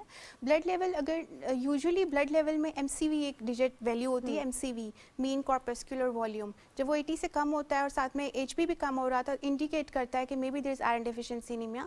پھر سیرم فیریٹن لیولس کرا کے چیک کیا جا سکتا ہے. لیکن میں اپنے پیشنٹ کو کلینکلی ڈائگنوز کر لیتی ہوں. پیلپیٹیشنس ہو رہی ہوتی ہیں, ہارٹ ریٹ آپ کو فیل ہو رہا ہوتا ہے, آپ کی پیلپیٹیشنس, شارٹنیس آف بریتھ ہو رہا ہوتا ہے, بال گر رہے ہوتے ہیں, پیل اسکن پیل ہوتی ہے, اور اگر آپ آئیز کے اس جگہ کو دیکھیں تو اندر سے پیلر ہوتا ہے, تو یہ پتہ چل جاتا ہے آئرن ڈیفیشنسی انیمیا.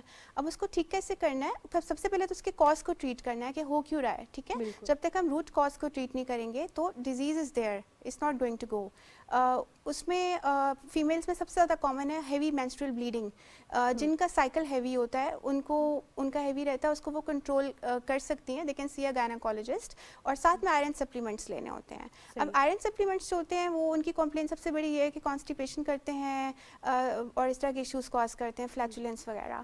اس میں سب سے اچھا یہ ہے کہ آپ مارننگ میں بریک فاسٹ کے بیچ میں کیپسول لیں.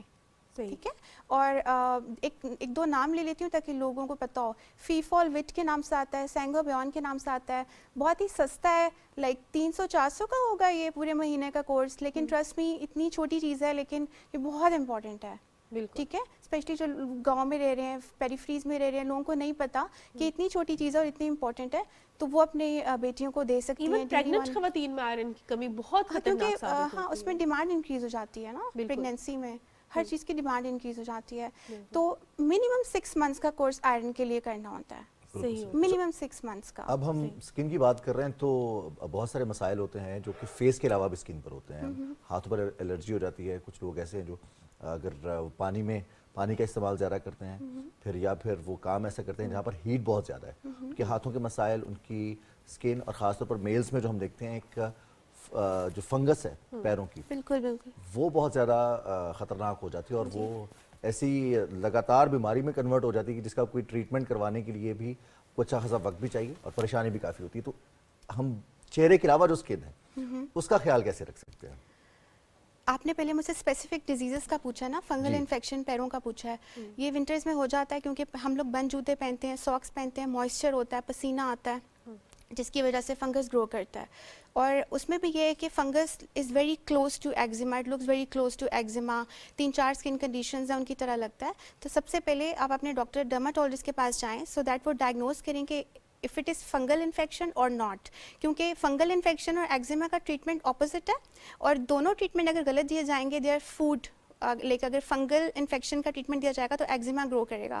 ایگزیما کو ہم ٹریٹ کر رہے ہوں گے تو, اور ایکچولی فنگس ہے تو فنگس اسٹیرائڈ میں گرو کرے گا, اس کے بعد اس کا ٹریٹمنٹ لیں اور کھلے جوتے پہنیں, کوشش کریں کہ موئسچر کو اوائڈ کریں. اس طرح اسکن الرجیز ہوتی ہیں, وہ ہوتی ہیں, اب اس میں there so many of them, but یہ کہ زیادہ تر ڈرائی اسکن کنڈیشنز ہوتی ہیں, اچھا باڈی کے موئسچرائزرز ہوتے ہیں جس میں یوریا ہوتا ہے, گلائسرین ہوتا ہے, یہ یوز کیا جا سکتا ہے. اچھا ڈاکٹر عائشہ, سم ٹائمز ایسا ہوتا ہے کہ جو اب ویسے بھی سمرز آ رہے ہیں, سویٹنگ بہت زیادہ ہوتی ہے کچھ لوگوں کو, ایکسیسو سویٹنگ ہونا کیا از اٹ نارمل, یا یہ بھی کسی اسکن کنڈیشن ہے یا کوئی اور اس کا انڈر لائن کاز ہوتا ہے؟ اس کے ساتھ ساتھ جو ہے کچھ لوگوں کی سویٹنگ میں اسمیل زیادہ ہوتی ہے, ریزن کیا ہے؟ بہت سے باڈی اسپریز بھی یوز کرتے ہیں لیکن بہت زیادہ ہوتی ہے, ریزن اس کے پیچھے کیا ڈائٹ ہو رہی ہوتی ہے کہ کچھ اور اندر باڈی الارم دیتے ہیں؟ اسی میں ایک سپلیمنٹری کوسچن بھی ایڈ کر دیتے ہیں ہم کہ جو ہم یوز کرتے ہیں پرفیومز ہیں, باڈی اسپریز ہیں, اسکن پر ڈائریکٹ اپلائی کرنا, اور خاص طور پر انڈر آرم جو ہم آئلی سینٹس یوز کرتے ہیں, خطرناک ہو سکتے ہیں اسکن کے لیے؟ It's a very good question جو آپ نے پوچھا ہے. بالکل ہو سکتے ہیں. ٹرائی ٹو یوز میڈیکیٹڈ چیزیں جو ڈاکٹر آپ کو پرسکرائب کرتا ہے. سویٹنگ آپ نے مجھ سے پوچھا کہ سویٹنگ نارمل ہوتا ہے یا پھر نہیں. ایکچولی کچھ لوگوں میں سویٹنگ زیادہ ہوتی ہے اور ود اے بیڈ اوڈور. اس کی وجہ یہ ہوتی ہے کہ ایپوکرائن گلینڈ ان لوگوں میں زیادہ ہوتا ہے. ایپوکرائن گلینڈ وہ گلینڈ ہوتا ہے ہمارے انڈر آرمس میں اور ان جگہوں پہ ہوتا ہے, اور زیادہ ہوتا ہے اور اس کی سیکریشن زیادہ ہوتی ہے, تو وہ بیڈ اوڈور بھی کرتا ہے, سویٹنگ بھی کرتا ہے. اس کو کنٹرول کرنے کا طریقہ یہ ہے کہ سب سے پہلے آپ جو میلز ہیں شرٹس اپنی چینج دن میں 1-2 بار چینج کر سکتے ہیں, اس جگہ کو ڈرائی رکھ سکتے ہیں. اینٹی پرسپیرنٹس ہوتے ہیں, ایسے اسپریز ہوتے ہیں جو سویٹنگ کو کم کرتے ہیں. ایلومینیم ہیکسا ہائیڈریٹ ہوتا ہے ان کے اندر, اور اس کو بوٹاکس سے بھی کنٹرول کیا جاتا ہے, بوٹاکس ٹریٹمنٹ سے. لیکن ہائپر سیکریشن کو کنٹرول کیا جاتا ہے. اس میں کیا انجیکشنز کے تھرو ان گلینڈز کو کنٹرول کرتے ہیں؟ بوٹاکس بوٹولینم ٹاکسن ہوتا ہے, ہائپر سیکریشن کو کنٹرول کرتا ہے گلینڈ کی, تو اس سے کم سویٹنگ ہوتی ہے. تو اس میں ایسا تو نہیں ہوگا کہ اس کے کیونکہ ڈرتے ہیں لوگ, سائڈ ایفیکٹس نہیں ہیں. It's FDA approved. Yes. FDA approved.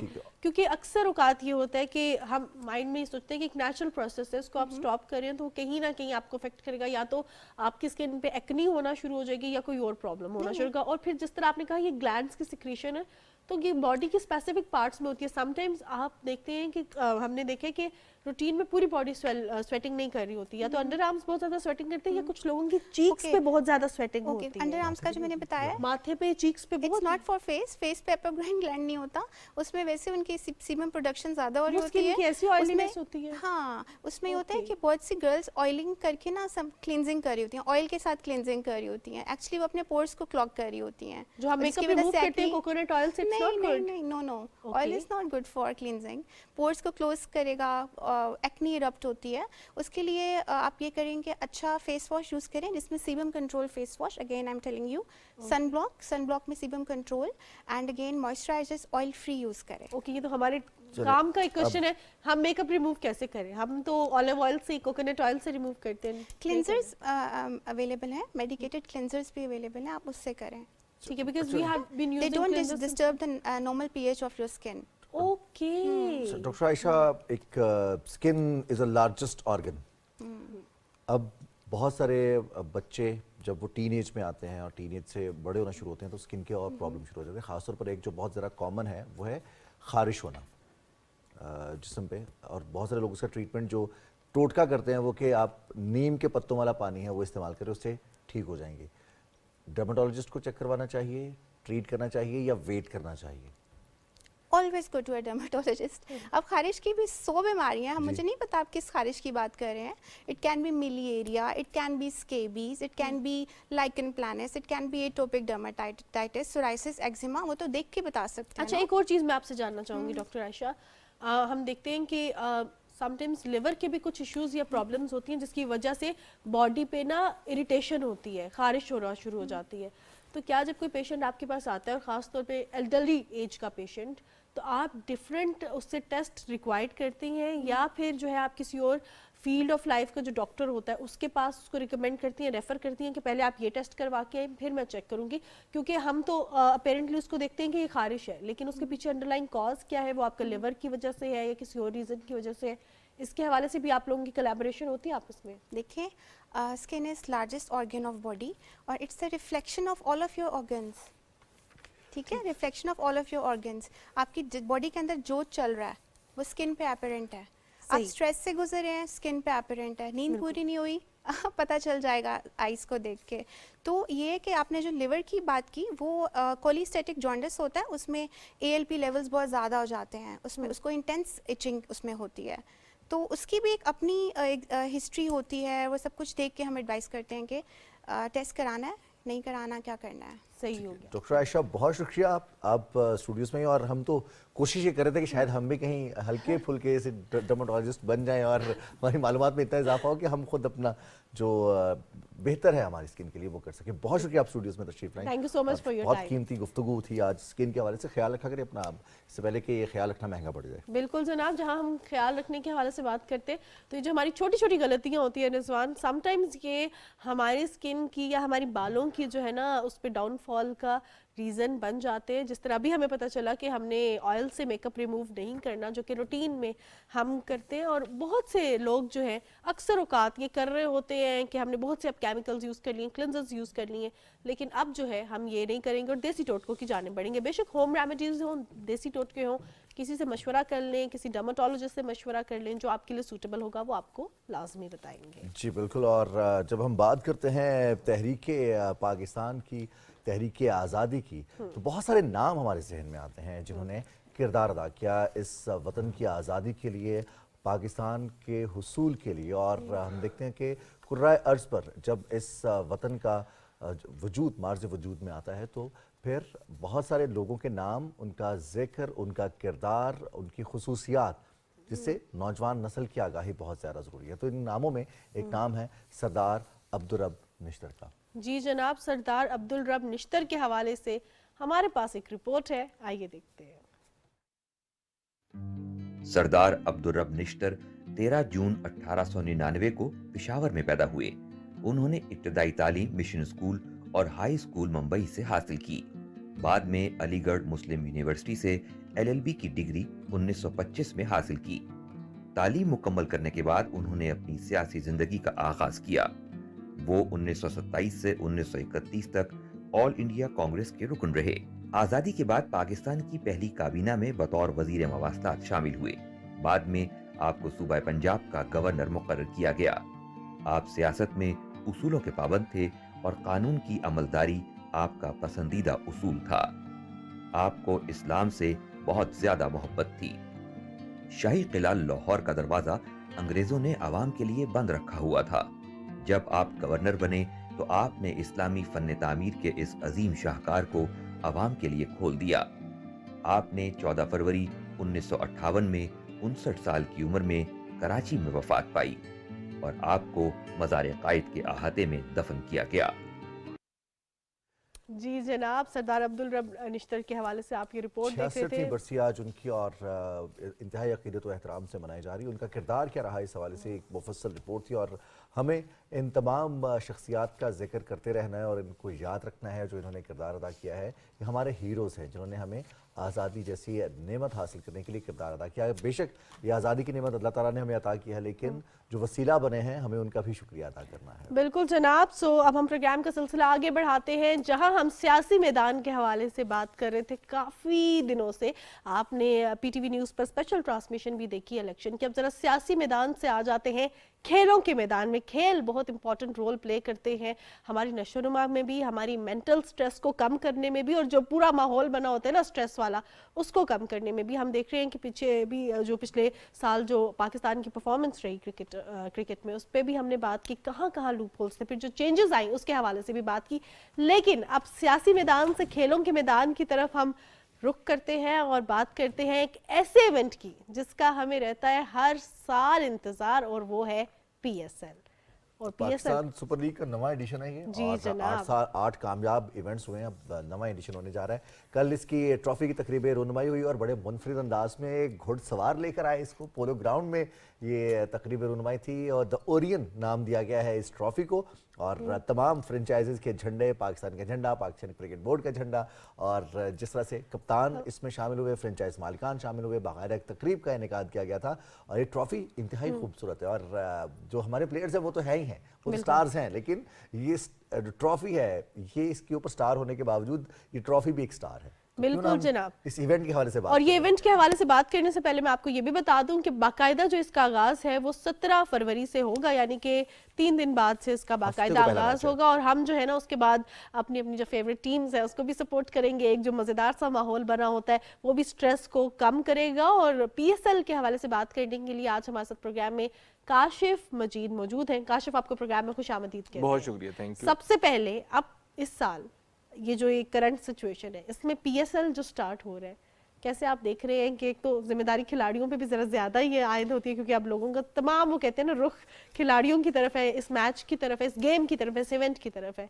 कितने इंपॉर्टेंट होते हैं ये लीग्स? आपसे जब भी हम बात करते हैं तो हमेशा पूछते हैं कि लीग्स कितने इंपॉर्टेंट है क्रिकेटर्स के लिए। देखिए, PSL की बात करें तो मोस्ट प्रोबेबली पाकिस्तान को शनाख्त मिली है दोबारा से इंटरनेशनल क्रिकेट वर्ल्ड में, ठीक हो। इससे पहले अगर देखा जाए तो शायद क्रिकेट रूट गई थी, पाकिस्तान नहीं आ रही थी। तो मोस्ट प्रोबेबली PSL का जो सबसे बड़ा रोल होगा, हम उसको एक उर्दू की एक टर्म इस्तेमाल करते हैं कि ये पाकिस्तान का बयानिया है और दुनिया के लिए है। दुनिया को अंदाज़ा हो रहा है कि हम कितने अमन पसंद है, दुनिया को अंदाज़ा हो रहा है कि खेल खिलाड़ी से कितनी मोहब्बत है, और दुनिया को ये भी अंदाज़ा हो रहा है कि हम कितने मेहमान नवाज हैं। और जब PSL के लिए प्लेयर्स आना शुरू होते हैं, टीम्स आना शुरू होती हैं, और ख़ासतौर पे आहिस्ता आहिस्ता करके पाकिस्तान में मैचेस कराते हैं, UAE से, मुत्तहिदा अरब अमारात से हम यहाँ पे मूव करते हैं, तो वो जो क्रिकेट रूठी रही वो वापस आना शुरू हो गई। तो PSL का सबसे बड़ा तो मुझे लगता है कि जो फैक्टर जो PSL का है, ये सबसे बड़ा जो उसका कारनामा है इटसेल्फ, वो ये है कि उसने रूठी हुई क्रिकेट पाकिस्तान में लेकर आया है और मना के लाया है। दूसरी बड़ी बात देखिए, दुनिया भर के क्रिकेटर्स यहाँ आके खेले और इसकी क्रिकेटिंग क्वालिटी पे शायद सभी ने बात की है। डिस्ट्रैक्शंस नहीं है, ऐसा नहीं है कि हमने बहुत ज्यादा क्रिकेट से अलग एक्टिविटीज सजाई हुई हैं और मेला सजाया और क्रिकेट पीछे रह गया। जी रिजवान, बहुत शुक्रिया। सो इम्पोर्टेंस क्या है, फोकस क्या है, वो क्रिकेट पे। इसीलिए हमने यहाँ AB डिविलियर्स को फ्लॉप होते देखा, यहाँ हमने क्रिस गेल को जो है वो उसका बल्ला जो है वो खामोश देखा, उसने उस अंदाज से ब्रेंडन मैकलम बेसबॉल की जब हम बात करते हैं, सो बहुत बड़े बैट्समैन हमने यहाँ पे नहीं चलते देखे। कुछ चले भी ऑफ कोर्स, कुछ की परफॉर्मेंसेस भी अच्छी हैं, बट जो कंपटीशन है, जो कंपेटिटिवनेस है, जहाँ पे हम यूं कह सकते हैं कि जो तालमेल है गेंद और बल्ले का, वो बड़ा बराबरी कर रहा है, और यही इसकी खूबी भी है, ये इसकी कामयाबी है भी। अच्छा काशिफ, बाकी लीग्स में स्टार्स को लिया जाता है और टीम्स प्लेयर अगर डेवलप हो चुका है तब उसको इंडक्ट करती है अपने प्लेइंग 11 में या स्क्वाड में। PSL की खूबसूरती है, अब इससे एग्री करेंगे कि चाहे वो इंग्लिश फर्स्ट क्लास हो, साउथ अफ्रीकन फर्स्ट क्लास हो, ऑस्ट्रेलियन फर्स्ट क्लास हो, हमेशा पाकिस्तान सुपर लीग का हिस्सा वो प्लेयर्स बने हैं जिन्होंने बाद में जाके नुमाइंदगी की है टीम की, यहाँ पर वो डेवलप हुए हैं। चाहे वो हम अगर बात करें डेविड मलान की बात करें, हम जानमन मलान की बात कर रहे हैं, टाइमल मिल्स की बात कर रहे हैं, या फिर टिम डेविड की बात भी करें, तो ये वो प्लेयर्स हैं जिनको टीम बहुत सारी लीग्स ने तब अटेन किया जब वो स्टार्स बन चुके थे। PSL ने उनकी डेवलपमेंट में किरदार अदा किया। देखिए, एक तो एक क्रिकेटिंग फैक्टर मैं इसमें बता दूं रिजवान, कि जब PSL स्टार्ट होती है और उसके आप इब्तदाई चंद सालों में पाकिस्तान की जो बॉलिंग स्ट्रेंथ है वो हिस्टोरिकली एक मानी हुई स्ट्रेंथ है। हमने हमेशा अपनी बॉलिंग के जरिए से राज किया है दुनिया पे, तो दुनिया भर के बैट्समैन के लिए एक बहुत बड़ा चैलेंज था कि वो यहाँ पर आए, PSL में आए और हमारे बॉलर्स का सामना करें। और अब वाइड बॉल क्रिकेट में हमारी बॉलिंग मजीद उसमें निखार आ रहा है, चाहे वो हारिस रऊफ हो, शाहीन हो, एहसानुल्लाह हो, नसीम शाह। सो उन बैट्समैन को खेलने के लिए जब उन बॉलर्स को खेलने के लिए जब बैट्समैन मैदान में उतरे तो यकीनन उनको एक बहुत कंपेटिटिव क्रिकेट मिली और वहाँ से उनको सीखने का बहुत ज़्यादा मौका मिला।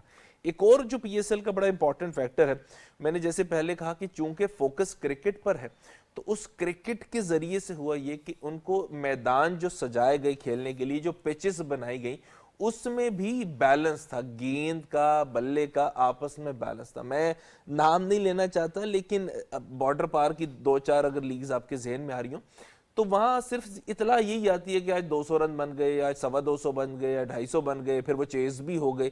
सो वो सिर्फ ना वो मेला सजाया गया, उसमें क्रिकेट पीछे रह गई है। हमने जब भी बात की 160 बना, मैच बच गया, 170 बना, बड़ी मुश्किल से चेज हुआ, 150 पे मैच फंसा लिया गया। सो क्वालिटी रही, हमने तो 59 पे मैच फंसे देखा है। सो क्वालिटी रही है, सो क्वालिटी ये है कि ये इसमें रही है, और शायद इसीलिए हम कामयाब भी हैं कि अभी तक का जो फैसला है, जो मैदान है उसमें होता है, اور ہر میچ کا فیصلہ جو ہے وہ باؤنڈری روپ کے اندر ہوتا ہے. میں ان لیگز کی طرف نہیں جاتا کہ جہاں پہ فیصلہ پہلے ہو جاتا ہے میچ بعد میں ہوتا ہے.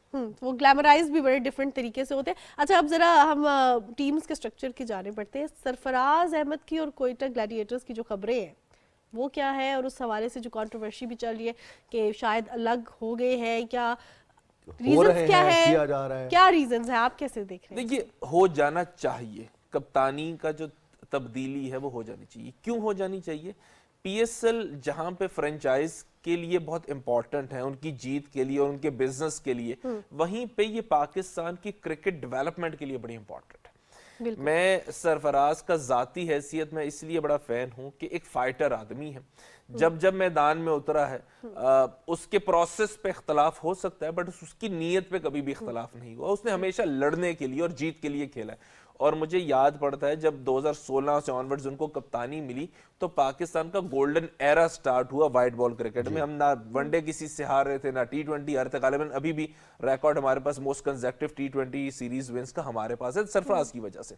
لیکن پھر ہوتا کیا ہے کہ جب آپ تھوڑے سے ڈس ہارٹ ہو جاتے ہیں بیکاز پاکستان کی ٹیم کا پرماننٹ حصہ نہیں بن پا رہے, تو وہ گراؤنڈ میں دکھنا شروع ہو گیا جو پچھلے 2-1 سیزنز میں ہم نے دیکھا. آپ زیادہ بات کر رہے ہیں, زیادہ بول رہے ہیں. سو اس سٹریس سے جو کہ کپتانی کا ہے ان کو تھوڑی سی آزادی دے دینی چاہیے اور ان کو خود بھی چاہیے کہ وہ آزادی حاصل کر لیں. پہلے تو میں کوئٹہ گلیڈیٹرز کی یہ خبروں کی بات کر دوں کہ جہاں پہ سرفراز کو کپتانی سے علیحدہ کیا جا رہا ہے. اب اگر وہ کپتانی سے علیحدہ ہوتے ہیں تو پاکستان کی کرکٹ کے لیے کیوں اچھا کہ ایک سینئر پلیئر ٹیم میں موجود رہے لیکن ساتھ ہی ساتھ ایک اچھا کپتان گروم کر دے جو پاکستان کے لیے کام آئے. سو یہ مجھے یہ لگتا ہے کہ پی ایس ایل کا ایک یہ بھی بڑا امپورٹنٹ فیکٹر ہے. شاداب گروم ہوا ہے, نسیم شاہین شاہ افریدی گروم ہوا ہے, بابر کو دوبارہ کپتانی پشاور میں ملی ہے وہ گروم ہوا ہے, شان مسعود, رضوان. اب یہ پاکستان کے کرکٹرز نہیں ہیں, ٹیم میں موجود لیڈرز ہیں جو کہ جن کی طرف ینگسٹرز دیکھ رہے ہیں اور یہ بات کر سکتے ہیں, یہ میڈیا کو فیس کر سکتے ہیں, کمیونیکیشن سکلز اچھی ہیں, سائیکولوجیکلی بہت اپنے آپ کو پازیٹیو اس کا ایسپیکٹ جو ہے نا کور کیا ہے کہ کیوں الگ ہو رہے ہیں یا کیا جا رہا ہے, یہ ریزن کیا ہے. فینس کا تو کوشش ہوتی ہے کہ جس کو وہ جس نظر سے دیکھنا چاہتے ہیں, جیسے بہت سارے لوگوں کی کوشش تھی کہ شاہد آفریدی تاحیات کھیلتے رہیں, پھر لوگ عمران نذیر کا بھی ذکر کرتے ہیں کہ ابھی وہ کھیلتے رہے. پھر آج ٹیسٹ کرکٹ کی بات آتی تو عاصم کمال 25 سال ہو گئے ان کو آخری ٹیسٹ میچ کھیلے ہوئے, لیکن اس کے باوجود ذکر آتا ہے ابھی بھی. تو یہ گریٹنس ہوتی ہے. لیکن جو پلیئرز کے ساتھ اٹیچمنٹ ہوتی ہے فینس کی کہ وہ ہم اس پلیئر کو اس روپ میں دیکھنا چاہتے ہیں, کپتان اس کے علاوہ ہمیں نہیں چاہیے کوئی کپتان ٹیم میں. جسے بابر اعظم کی بات کی جاتی ہے, کراچی سے وہ پشاور میں آ گئے تو ان کی کپتانی کے اوپر بات ہو رہی تھی. پھر بہت سارے لوگوں کی یہ کوشش تھی کہ وہ لاہور کی طرف سے کھیلے. لاہور نے بھی کپتانی کے تجربات کیے اور فائنلی جو ان کو بریک تھرو نہیں مل رہا تھا 2 کنزیکٹیو سیزن جیت لی انہوں نے. تو یہ بات درست ہے کہ کپتانی میں تھوڑا سا آپ کو چینج لانا چاہیے. اب اگر ہم کمبینیشن کی بات کریں تھوڑا سا کہ ہمارے جو سٹرگلز ہیں وہ بیٹنگ خاص طور پر مڈل آرڈر میں زیادہ ہیں. اگین ہم پی ایس ایل میں اپنے بالرز کو ہی زیادہ تر موقع دیتے ہیں, ہمارے بیٹرز اس طرح سے ڈیولپ ہو کے سامنے نہیں آتے پی ایس ایل کے بعد بھی. اختلاف کرنا چاہ رہا ہوں, اعتراض بھی کرنا چاہ رہا ہوں. دیکھیے جب سسٹم نہیں ہوتا نا تو انڈیویجولز پاور میں آ جاتے ہیں. اب اختلاف کیا ہے, مجھے 2017, 18, 19, 20, 21 one of the best T20 اور ون ڈے سائیڈز پاکستان ایمرج ہو رہی تھی.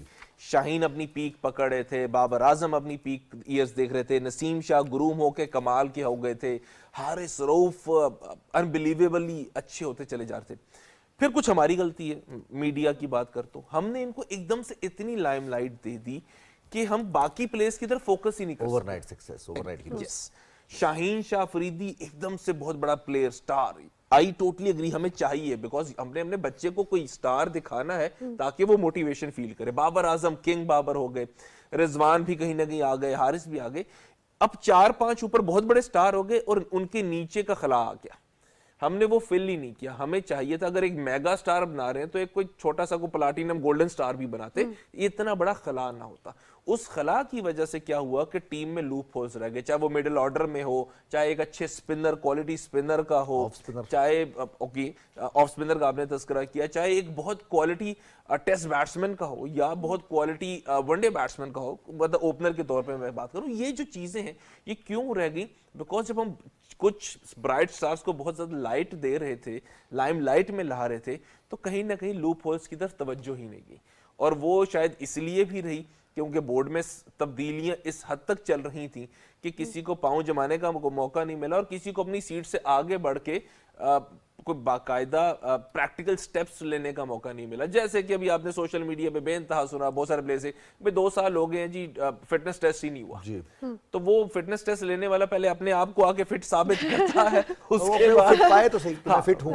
ہاں ٹھیک ہے. سو اسی لیے یہ دیکھیں نا, یہ جیسے جتنی جلدی پالیسی چینج ہوتی چلی جاتی ہے, ایک دن فٹنس کی بات تھی, اگلے دن اسکل سیٹ کا تذکرہ آ گیا, اسکل سیٹ میں ہم نے انفٹ پلیئرز کو کھیلتے دیکھ لیا, پھر جس دن فٹنس کی بات آئی فٹ پلیئر کھیل رہے تھے تو اسکل سیٹ ہلکا ہو گیا. سو یہ روٹیشن اتنی جلدی ہوئی کہ 2-1 سال ہمیں لگتا ہے کہ ہم پیچھے چلے گئے. جو ہم ایک دم سے جسے کہتے ہیں نا دنیا تسخیر کرنے نکلے تھے, تھوڑے سے ٹھہر سے گئے ہیں. اچھا اب کاشف ایٹ اینڈ میں آپ سے یہ جاننا چاہوں گی PSL 9 ہے, کون سی غلطیاں جو پہلے جس طرح آپ نے کچھ تو ہائی لائٹ کر دی اس دفعہ نہیں کرنی چاہیے, اور خاص طور پہ اوور آل کتنا اس سے پاکستان کو فائدہ ہوگا, آگے کے جو آنے والے ایونٹس ہیں اس کے لیے کھلاڑیوں کو کس طرح تیار کرنے میں بینیفیشل ہوگا ایٹ دا اینڈ, اگر اس پہ اگر آپ روشنی ڈال دیں. دیکھیے PSL کی جو سب سے بڑی خوبی ہے جو مجھے لگتا ہے کہ شاید ایک تو کرکٹ کا فوکس اور دوسرا ہمارے ینگسٹر کے لیے, میں کئی دفعہ میں سوچتا ہوں رضوان, آپ اندازہ لگا سکتے ہیں کہ ایک ایمرجنگ پلیئر پہلے دن ڈگ آؤٹ میں جا کے بیٹھتا ہے تو اپنے دائیں بائیں جانے پہ ویمن ریچرڈز کو بیٹھا ہوا دیکھتا ہے, شین واٹسن کو بیٹھا ہوا دیکھتا ہے, کیون پیٹرسن موجود ہے, اور دنیا کے اور جتنے بھی سٹارز ہیں موجود ہیں. تو ان کے ساتھ بات کر کے جو آپ چھپے سے اور ڈرے سہمے سے اسے ایک دم اپنے آپ کو سٹار فیل کرتے ہیں. ایکسپوئر کا لفظ ہے اس کے لیے کہ کتنی ہی خوبصورتی کے ساتھ چند دنوں کے میں آپ نے سالوں کا فاصلہ طے کر لیا. اس بچے کے لیے میں بات کروں, جیسے ابھی ایمرجنگ کھیلیں گے, وہ انڈر 19 ورلڈ کپس اترے ہیں, وہ جائیں گے ڈگ آؤٹس میں جا کے بیٹھیں گے, ان سٹارز کے ساتھ بیٹھیں گے, ان کے درمیان کے سالوں کا فاصلہ جو ہے وہ ایک دم سے طے ہو جائے گا, بیکاز ان کو وہ ساری چیزیں جو سالوں ایکسپیرینس کے بعد پتہ لگنی تھی, ٹھوکریں کھا کے پتہ لگنی تھی, وہ چند لمحوں کی گفتگو میں پتہ لگ جائیں کہ بھئی یہ غلطیاں نہیں کرنی. میں آخر میں نا جو آپ نے ان دی اینڈ کہا, تو میں آسٹریلیا کا کمپیریزن جب بھی کرتا ہوں تو مجھے کئی دفعہ لگتا ہے یار ان کا سکل سیٹ ہم سے اتنا زیادہ بھی اچھا نہیں ہے.